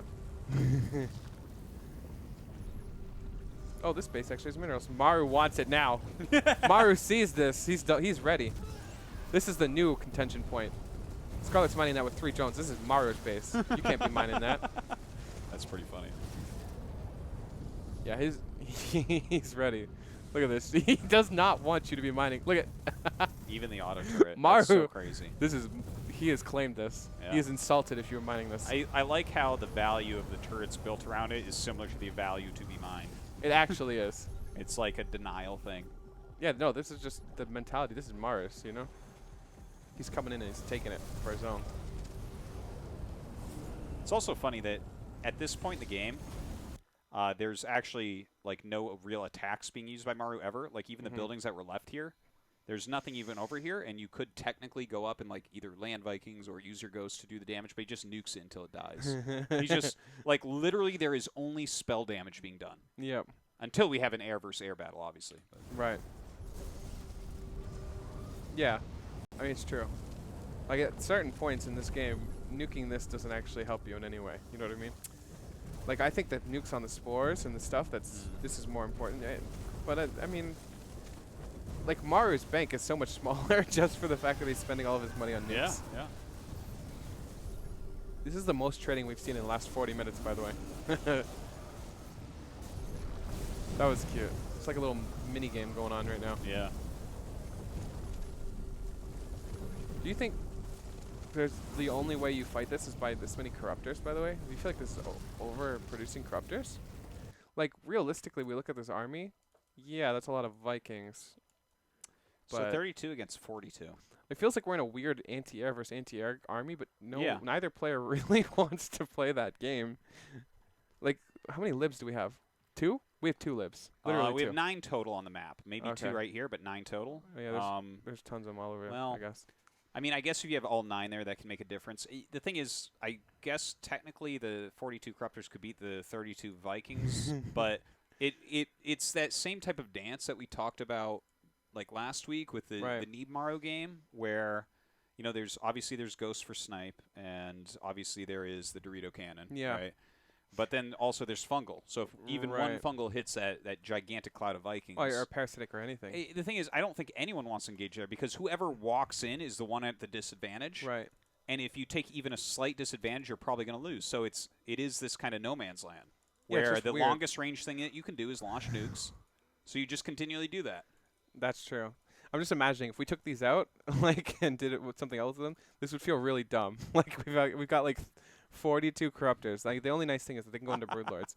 But like if you had 42 Corruptors against none of this, it'd just be like, what's the point, right? So now we've got Corruptors to deal with Vikings and Vikings to deal with Corruptors. You know what I mean? Yeah. Like that's where we are at right now. And both players have their Liberator equivalent. Like we've got the Broodlord and the Liberator. Yeah. And they're like back and forth. It's actually similar to the Maru Neeb game. Yeah. Well, right? this is late game armies in StarCraft. It's just too. like this three is three units versus 3 happens. units, right? Yeah, and it's just that dance, and it's like, okay, what can actually engage? In fact, there's less engaging in TVZ than there is in TVP. Yeah, especially when we watch that Maru Neeb game. Yeah. It's funny that it's Maru in both of these games too. Well, he's the late game Terran. He's the Yeah. one that'll play this situation. You see how far these nukes are going? It's at some point it's kind of unnecessary. I do think Scarlett could stop a lot of these nukes, but at the same time, what bother? I'm surprised she's even pushing here. Well, she has nowhere else to run, right? Yeah, I love Maru's aggressive nukes. He's like, oh yeah, you want to play that game? Oh my god. What a crazy game so far, even now. 15k, 3k. This bank is really scary. You need to, even now, Scarlett should be finding ways to spend her minerals. Because the further this game goes on, the less utilized these minerals will become, right? Like if we get to a point where all 3k of these minerals are gone, or 3k of this gas is gone, Yeah, it's these only minerals are certain useless. queens. Yeah. Nice EMP on those. So now she's doing a relatively good job of clearing as many ghosts as she can. Well, we are on the very edges, and in fact, also, I think part of the reason for that, sorry, I don't need to actually pause this. I'm just used to that now, is we're at the point where Maru's not even making more turrets move forward, right? So it's like actually much easier to get up and Yeah. clear. This is what I was talking about before, right? Like, if Maru continues to build turrets out here, this is good for Scarlett, but once he stops, like... Yeah, he only got up to the last mineral patches. Yeah, and he didn't even mine them, by the way. Like He will eventually. See, Look he's at got that guy. He's got one It's SCV. going to work. He was so aggressive about taking these from Scarlett, but he just doesn't even care. This is already a way of Maru spending more minerals than gas, by the way, adding on these Marauders. Like, Marauders are pretty tanky, and they're more minerals than they are gas by quite a bit. So Well, this is a good balance, right? Now, you know, 4 Marauders are going to kill buildings more efficiently than the nukes. Yeah. Right. My God. Look at these nukes. That one killed nothing, but hey, We got a lot of changelings with that one. did. Totally worth it. Oh my god, changelings, nuke them! Wow, we missed the nuke on those. Yeah, even now, we kind of already see where this game is headed, right? Like, Scarlett's Do backing we? into a corner. I mean, I think so, but I have also not seen this game yet. Yeah. Oof. In general, though, Scarlett is trading way less efficient, but has a bigger mineral bank. This is a problem, actually. Because the most important bank here is the gas, and she's behind in that. So every infestor she loses is one, like, almost one less that she can't replenish, you know what I mean? Yeah, but, like... oh, man. Could have I just don't know, dropped like, that how and do not you lost it too. finish the game as Maru if you can't force a full engagement? Like, you can't nuke forever. He has 24 nukes left, right? Maximum. Well, I think you can. Oh, Oh my god. Okay, well, let's there's back. the This is the most important part of Yeah. the entire game. Well, The last 40 minutes here. the most important part of the game was Scarlett throwing away 2 armies at the 4th base, but Sure. Well, yes, I agree. At that this became point, irrelevant after like that was 40 minutes yeah. ago. Like after that, Okay, so she starts this engage. That was pretty good. Couple pickoffs. Mara got a couple Here comes snipes the too, though. Raven, though. Where's the Raven? There it is. My god. Ridiculous, but the fungal. Where's the fungal? It These landed on the parasitics are Vikings, huge. and then the parasitics hit. So it was Yeah. like fungal into parasitic. Yeah, I feel like Maru wasn't as spread as he thought he was. You know what I mean? Like he came in from like a big surround kind of circle. I was kind of surprised that he actually pulled the trigger there. Yeah, What me was the point? too. What was the point of that? I think he felt. I don't know. I think he felt like it would go better for him than it did. So now, yeah, Maru's down 40 supply, and that was pretty expensive. Gas is gone for Scarlett. Yeah, That's it. she's 5 building more brutes. broodlords. This may even be like the transition out of the million corruptors that she has, like, Mm. because Maru's not going to be building. Is he building Vikings, like to replenish these Vikings? Yeah, he is. Vikings. He actually is. I was thinking he wouldn't, but Maru doesn't care what I think. I said this on a cast too. Whatever I think, just throw that out because Maru doesn't care. Yeah. He doesn't care what anyone thinks. We're uphill with like 40 corruptor battling. He's like, you know what? I'll build 5 Vikings at a time. This is fine. How many Vikings do you have? He's got like 9. It's 40 corruptors. And he's like, yeah, it's time to come back uphill. 5 Vikings at a time. You know how long it would take him to rebuild an army that can actually fight this in Vikings? Well, he's got the time, bro. We're still got 24 minutes left, so. That's true. Oh my god, really? Oh god, we better speed this up. This is where the game does start to go back in Scarlett's favor, though. Like, this entire Well, once the game, bank is truly gone. yeah, Scarlett's starting to spend her mineral bank on Lings and Queens now, too. We are, I think we're done the nuking phase of the game fully by the, seemingly, okay. And Maru, yeah, it's getting pushed back. These SCVs should never have existed after the mining went away. Like, if all these SCVs were killed earlier, he could have had a way better maxed army when he had a bank. That's true. So as soon as he maxed out, he should have gotten rid of those. Nice snipes. That was all of these engagements are so important now, because these are units we can't ever replenish, by the way. Right? Like, we can never build another corruptor this game. That just doesn't happen. So every corruptor that dies now doesn't exist anymore for the rest of the game. And similar for ghosts. Yeah, so every unit now, this is like the most stressful part of this game forever for both players. I can't even believe it goes on for another 20 minutes, to be honest. Right? It feels like the game is about to end. It's not. It's still, what's left is still longer than the average StarCraft 2 game. Yes, it actually is. 21 minutes would have been a respectable length, and we have that left.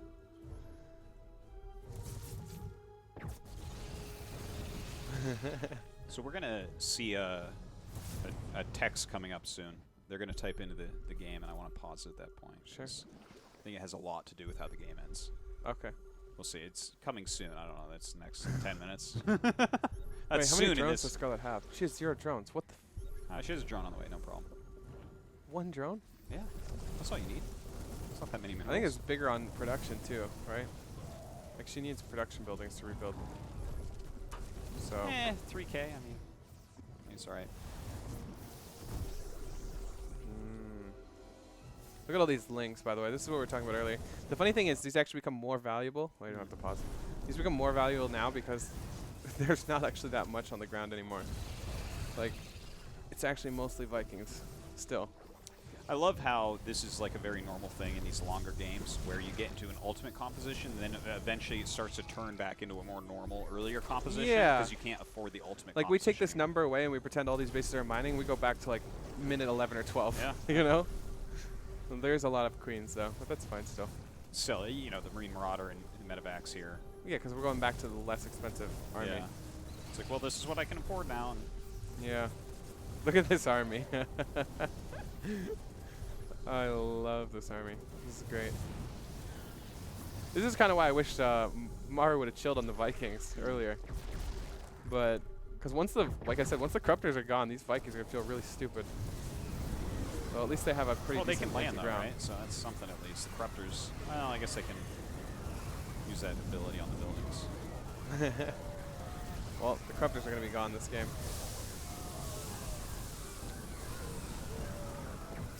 Jeez, My God. What a fight. Yeah. So that fight that we just saw is exactly what would guarantee Maru a draw, I think. If these corruptors die. If he plays this correctly, because there's not enough corruptors any longer to stop him with his Viking count. That's true. So this is what people were really talking about, like, oh my God, he should have gotten the draw. It's so easy, like you just float, because, you know, obviously as we see, there's only 4 corruptors left. Queens can't reach. You know, you go to the bottom corner or something. It's just right. No, it's true. Yeah. Yeah, I don't get it. I don't understand why. Here, I think it actually kind of explains itself in the game. Okay. Because we're going to see typing in a moment here. Yeah. Okay.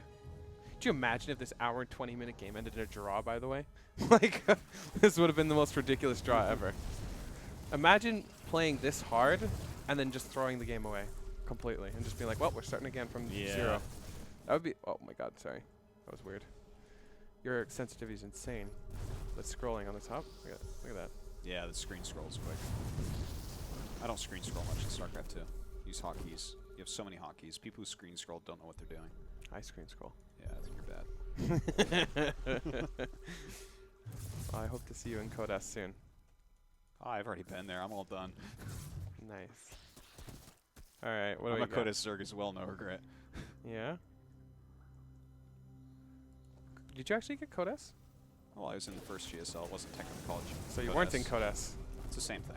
No. We renamed it. What? It's the same. Doesn't matter, bro. man. Still counts. If I made a tournament called IEM and gave out a championship, would you say he was an IEM champion? No. Why not? Because it's not owned by the same company. If ESL did that, yeah. GOM and Africa aren't the same. They bought the tournament. Yeah, it is the same. Okay, I agree. Oh. Where is this typing? I swear to God it happens. This game is so long. Well, I'm excited for whatever. Who do you think wins from here? If someone, like, is there...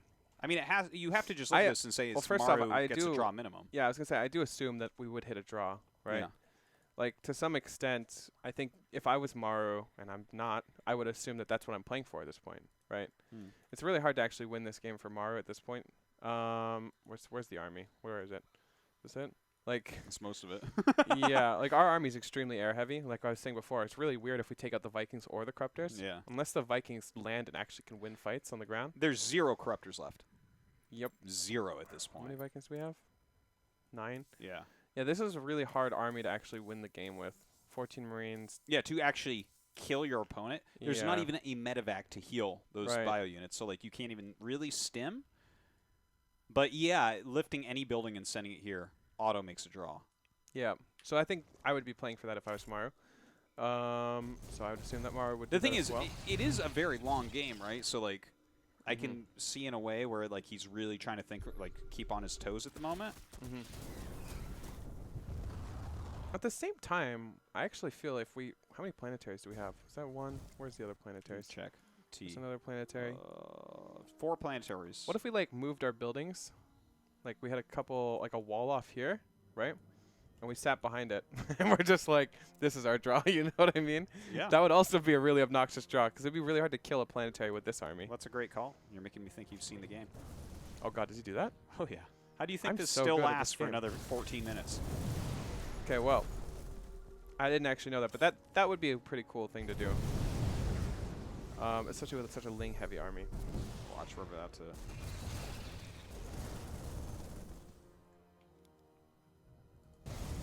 Just those little pokins. We're almost there. Where's the end game? Come on.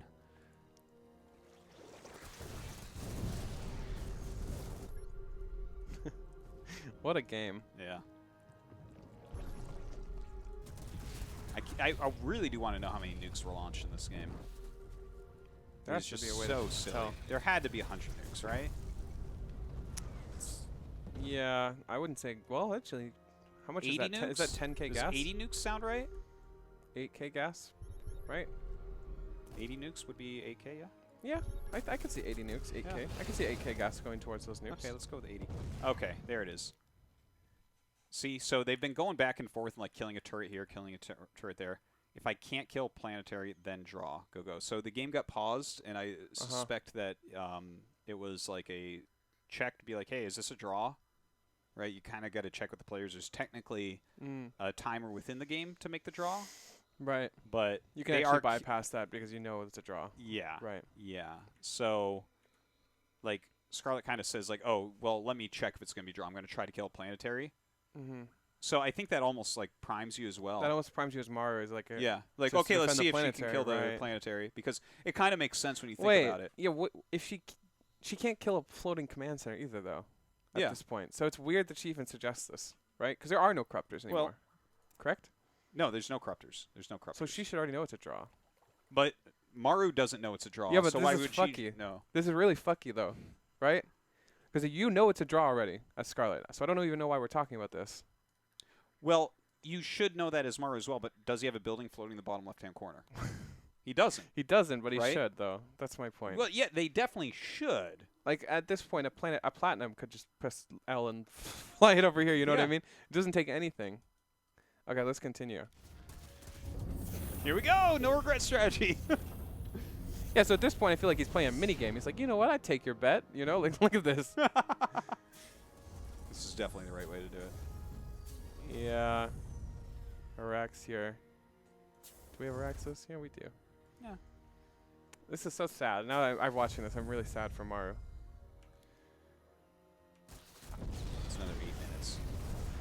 Yeah. I like how he's picking off every Zergling he can still. He's really trying to win. Oh Like, yeah, he wants. he's to win trying this to game. hold. Like, you can tell that he doesn't. He's not really messing not around. thinking about the draw. You see him microing these two ghosts over and over. He's sniping anything. I think I just heard a snipe on a Zergling, for God's He might sake. even be trying to get the win, right? Yeah. Or, like maybe if you he hold, doesn't wanna maybe draw. Scarlett leaves the game. Yeah, maybe he doesn't want to draw because he thinks he Well, could he win. leaves the game, so he definitely. It's better to have the regame than Yeah, of to course. go on map 2. Does the planetary die? Eventually. Maybe he's just like, I lost the bet. Like, I'm a man of my word, and just leaves the game after the planetary dies.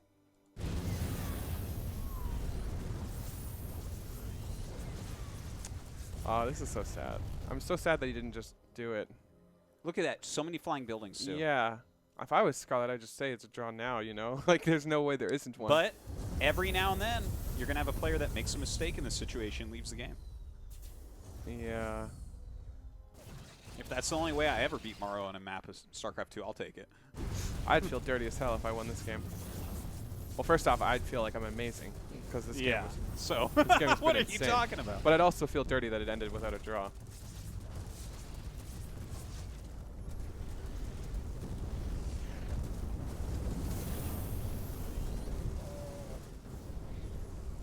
My God, this game was so long. Yeah. People talk about Fire Cake Mana. That doesn't count. This one. This one is actually like a game. Like Yeah. Fire Cake Mana, there were just like periods of 30 minutes where they're just doing nothing. Yeah. Like a wave goes and a wave is defended. A wave goes, a wave is defended. And that's it. I don't get it. I still don't even get it. Like even now, you lost your Vikings, sure. But fighting into this would still be annoying, and you'd have to do it twice. Well, there's a Broodlord with 12 queens. So against this, you're never going to damage it down enough, I think. I mean, I guess you have the 2 ghosts, so there's a small chance. But, like, the thing is, the only thing that makes sense here would be to lift a building and send to the corner, obviously. Everyone's already kind of gone over Yeah. that. But isn't it an interesting way that it happened? Yeah. It's really interesting that this happened the way it happened. Because this is a weird way of trying to force a draw already, I feel. You know what I mean? Possibly trying to win the game, though, fully, right? Because also, if you fight into this and you lose all your links, there's only queens. Scarlett or Maru can just stim down and kill this. He can actually kill a Broodlord and all these queens if all these links weren't here. With what he has left? I believe it. I mean, snipes, he could do it. He could do it. With snipes, he EMPs, could do you could it. EMP these queens. There's lots of ways to do it. There's not enough DPS here with this to actually kill this. It would be close, but so maybe Maru wanted to play it for the win, and then when he realized he could no longer play for the win, he just got into he just GG'd He's like, out. oh, I don't win, Right. so I must lose. He didn't even think about There was it. a third option. There was a third option, but he was just so tunnel visioned on the victory. Yeah, I think so. And when he realized he could not get the victory, the full victory, he didn't even think about it and just left. Yeah. But what an incredible hour and 21 minutes. This might be one of the longest action-packed games I've ever watched in all of my StarCraft history. Yeah. With an hour and 20 minutes of just constant nukes and... What a crazy game, That is a right? game you take a break afterwards, man. Like you take a 10-minute, 20-minute break. 'Cause that's Seriously. insane. Well, they were playing on stage, 3rd, 4th place Master WSG, so I don't know how long they got in They between there. probably But got nothing. that is a brain drainer. I feel like I would all in the next game no matter what. Wow, how did we end up? We ended up smack dab on 230. That's insane. Keep hitting that replay speed up button. But yeah, this is a great game. Whew. I Yeah. need to decompress after this No, one. I know. Uh, They were tired? No, I'm tired. I'm tired, after yeah. that. What a game. Yeah. It's nice. I would have been devastated if this was the last game of the series, you know? Like if it was tied 3-3, hour 20-minute game, Maru can draw and he just taps out and loses it. I wonder if it was the last game, if Maru would have gone for the draw. I wonder if that changes anything. When No, there's so I think much in a more on similar situation, or maybe he just waits until the entire thing is up because it's for so much money, but game 1, I don't know. Yeah, Might have been I'm just curious frustrated. if this game would be any different if this was the last game. Might But- have been. Yeah, Might have okay. been. Wow. Well. You gonna decompress too? Yeah, a little bit. That it's just one of those games that messes with your brain because you're seeing all this weird stuff that's not normal. And This is actually one it's really hard to be an analytical caster on, Yeah. right? Because there's just so many things. that could have gone right or wrong for either player for such a long period of time. The longer the game gets, the more true that becomes as well.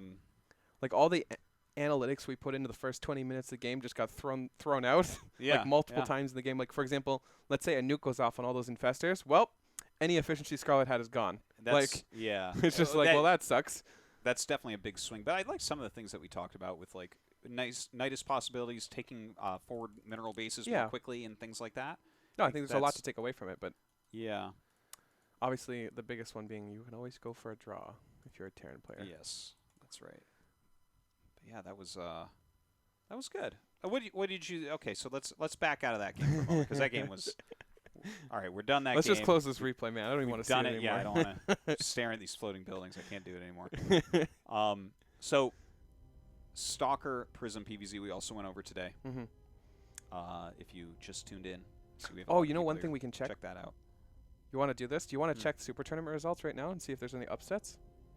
Oh, we should. We should, because I think it's actually going on right now. That's a really good idea. Okay, hold on.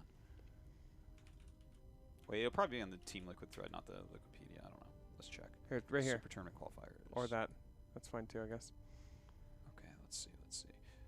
Nope. Oh, okay, that's not being updated. What about here? List Wikipedia? Oh, there it is. Look at you being good. Oh, okay, well there. Rogan Stats Advance. Okay, wow, that's nothing really could be less surprising than that. Okay, so I don't know who Mafia is, but there's actually a ton of walkovers and stuff. Yeah. Tejas signed up but didn't play apparently. Well, they're not very far. Wait, who did Stats lose to? Oh, Stats lost 0-2 to Rogue and then beat Alive by the looks of it. Yeah, he beat Alive. Pretty reasonable. It's like MC lost to Rogue and Alive. I wish we had those replays of Stats versus Rogue. Could you imagine if we got all ind or something against the double Stalker War Prism opening or 3 Stalker opener? That would have been sick. I don't know if we can get those qualifier replays. Probably I don't know not. if those even get saved. I don't think they do. No. They're actually played on a PC bong, so I think when the computer gets restarted, it gets wiped. Wait, is that it? What else we got? There's got to be other ones, right? No, that's it. That's all that they have so far. It's an afternoon session, not an evening session. What? Whereas in GSL, we normally have the qualifiers begin in the morning. But here we're not qualifying that many players. Don't forget. How many players qualify? 14. Oh, where's Risky though? I dropped him off at 1. Is he just gone? Just in one of the other groups. His group on Reddit, started at of course. 1, I thought. I don't know. Maybe it's just not up to date, but that's interesting, I guess, to say the least. I wouldn't say any upsets. Alive took 1 game off Stats. It's whatever. Rogue 2-0 MC. Alive 2-0. Yeah, nothing special. Yeah, looks like a lot of people signed up and didn't show up. So that's weird. Yeah, it is weird. That's too bad. MC and Tasia would have played first round. That would have been cool. A blast from the past. Alrighty, guys. I think we've had a pretty good episode. I think we're done. We can close it out. Yeah, I think that the timing was pretty good. I'm actually impressed the timing made it to 2:30 almost. We nailed it. It feels like a good amount of time for the show. Guys, thank you for watching In-Depth episode number 2 with Artosis and NoRegreT. Yep. This will be up on YouTube, on Artosis TV relatively soon. We are excited about the show, and we hope you guys are too and are enjoying it. And please give us feedback. You can reach us both on Twitter, as you see there. Also, we have a little Discord thing. Just go to discord.gg/Artosis and go to the In-Depth channel and leave us feedback. We've been reading all of it. Another thing you guys can do, because we don't have a million eyes, you can send us games of interest. Yes. Like, it's actually not bad because we can only do so much. But if you send us a bunch of games and we go through them, like, we're not going to fully go through replays. Yeah, but don't send us the replays per se, but like, tell us what the game is and why it's interesting, and that can help us to find replays that, because we watch a lot of StarCraft, but there's so much going on that we miss a lot as well. Right. Oh wow, it's casually explained. Oh, nice. I watch his Twitch all the time. Okay, but yeah, I think we're gonna end it here. I think that's it, guys. Thank you for watching. Yeah, we'll see you next time. We love you. See you next week.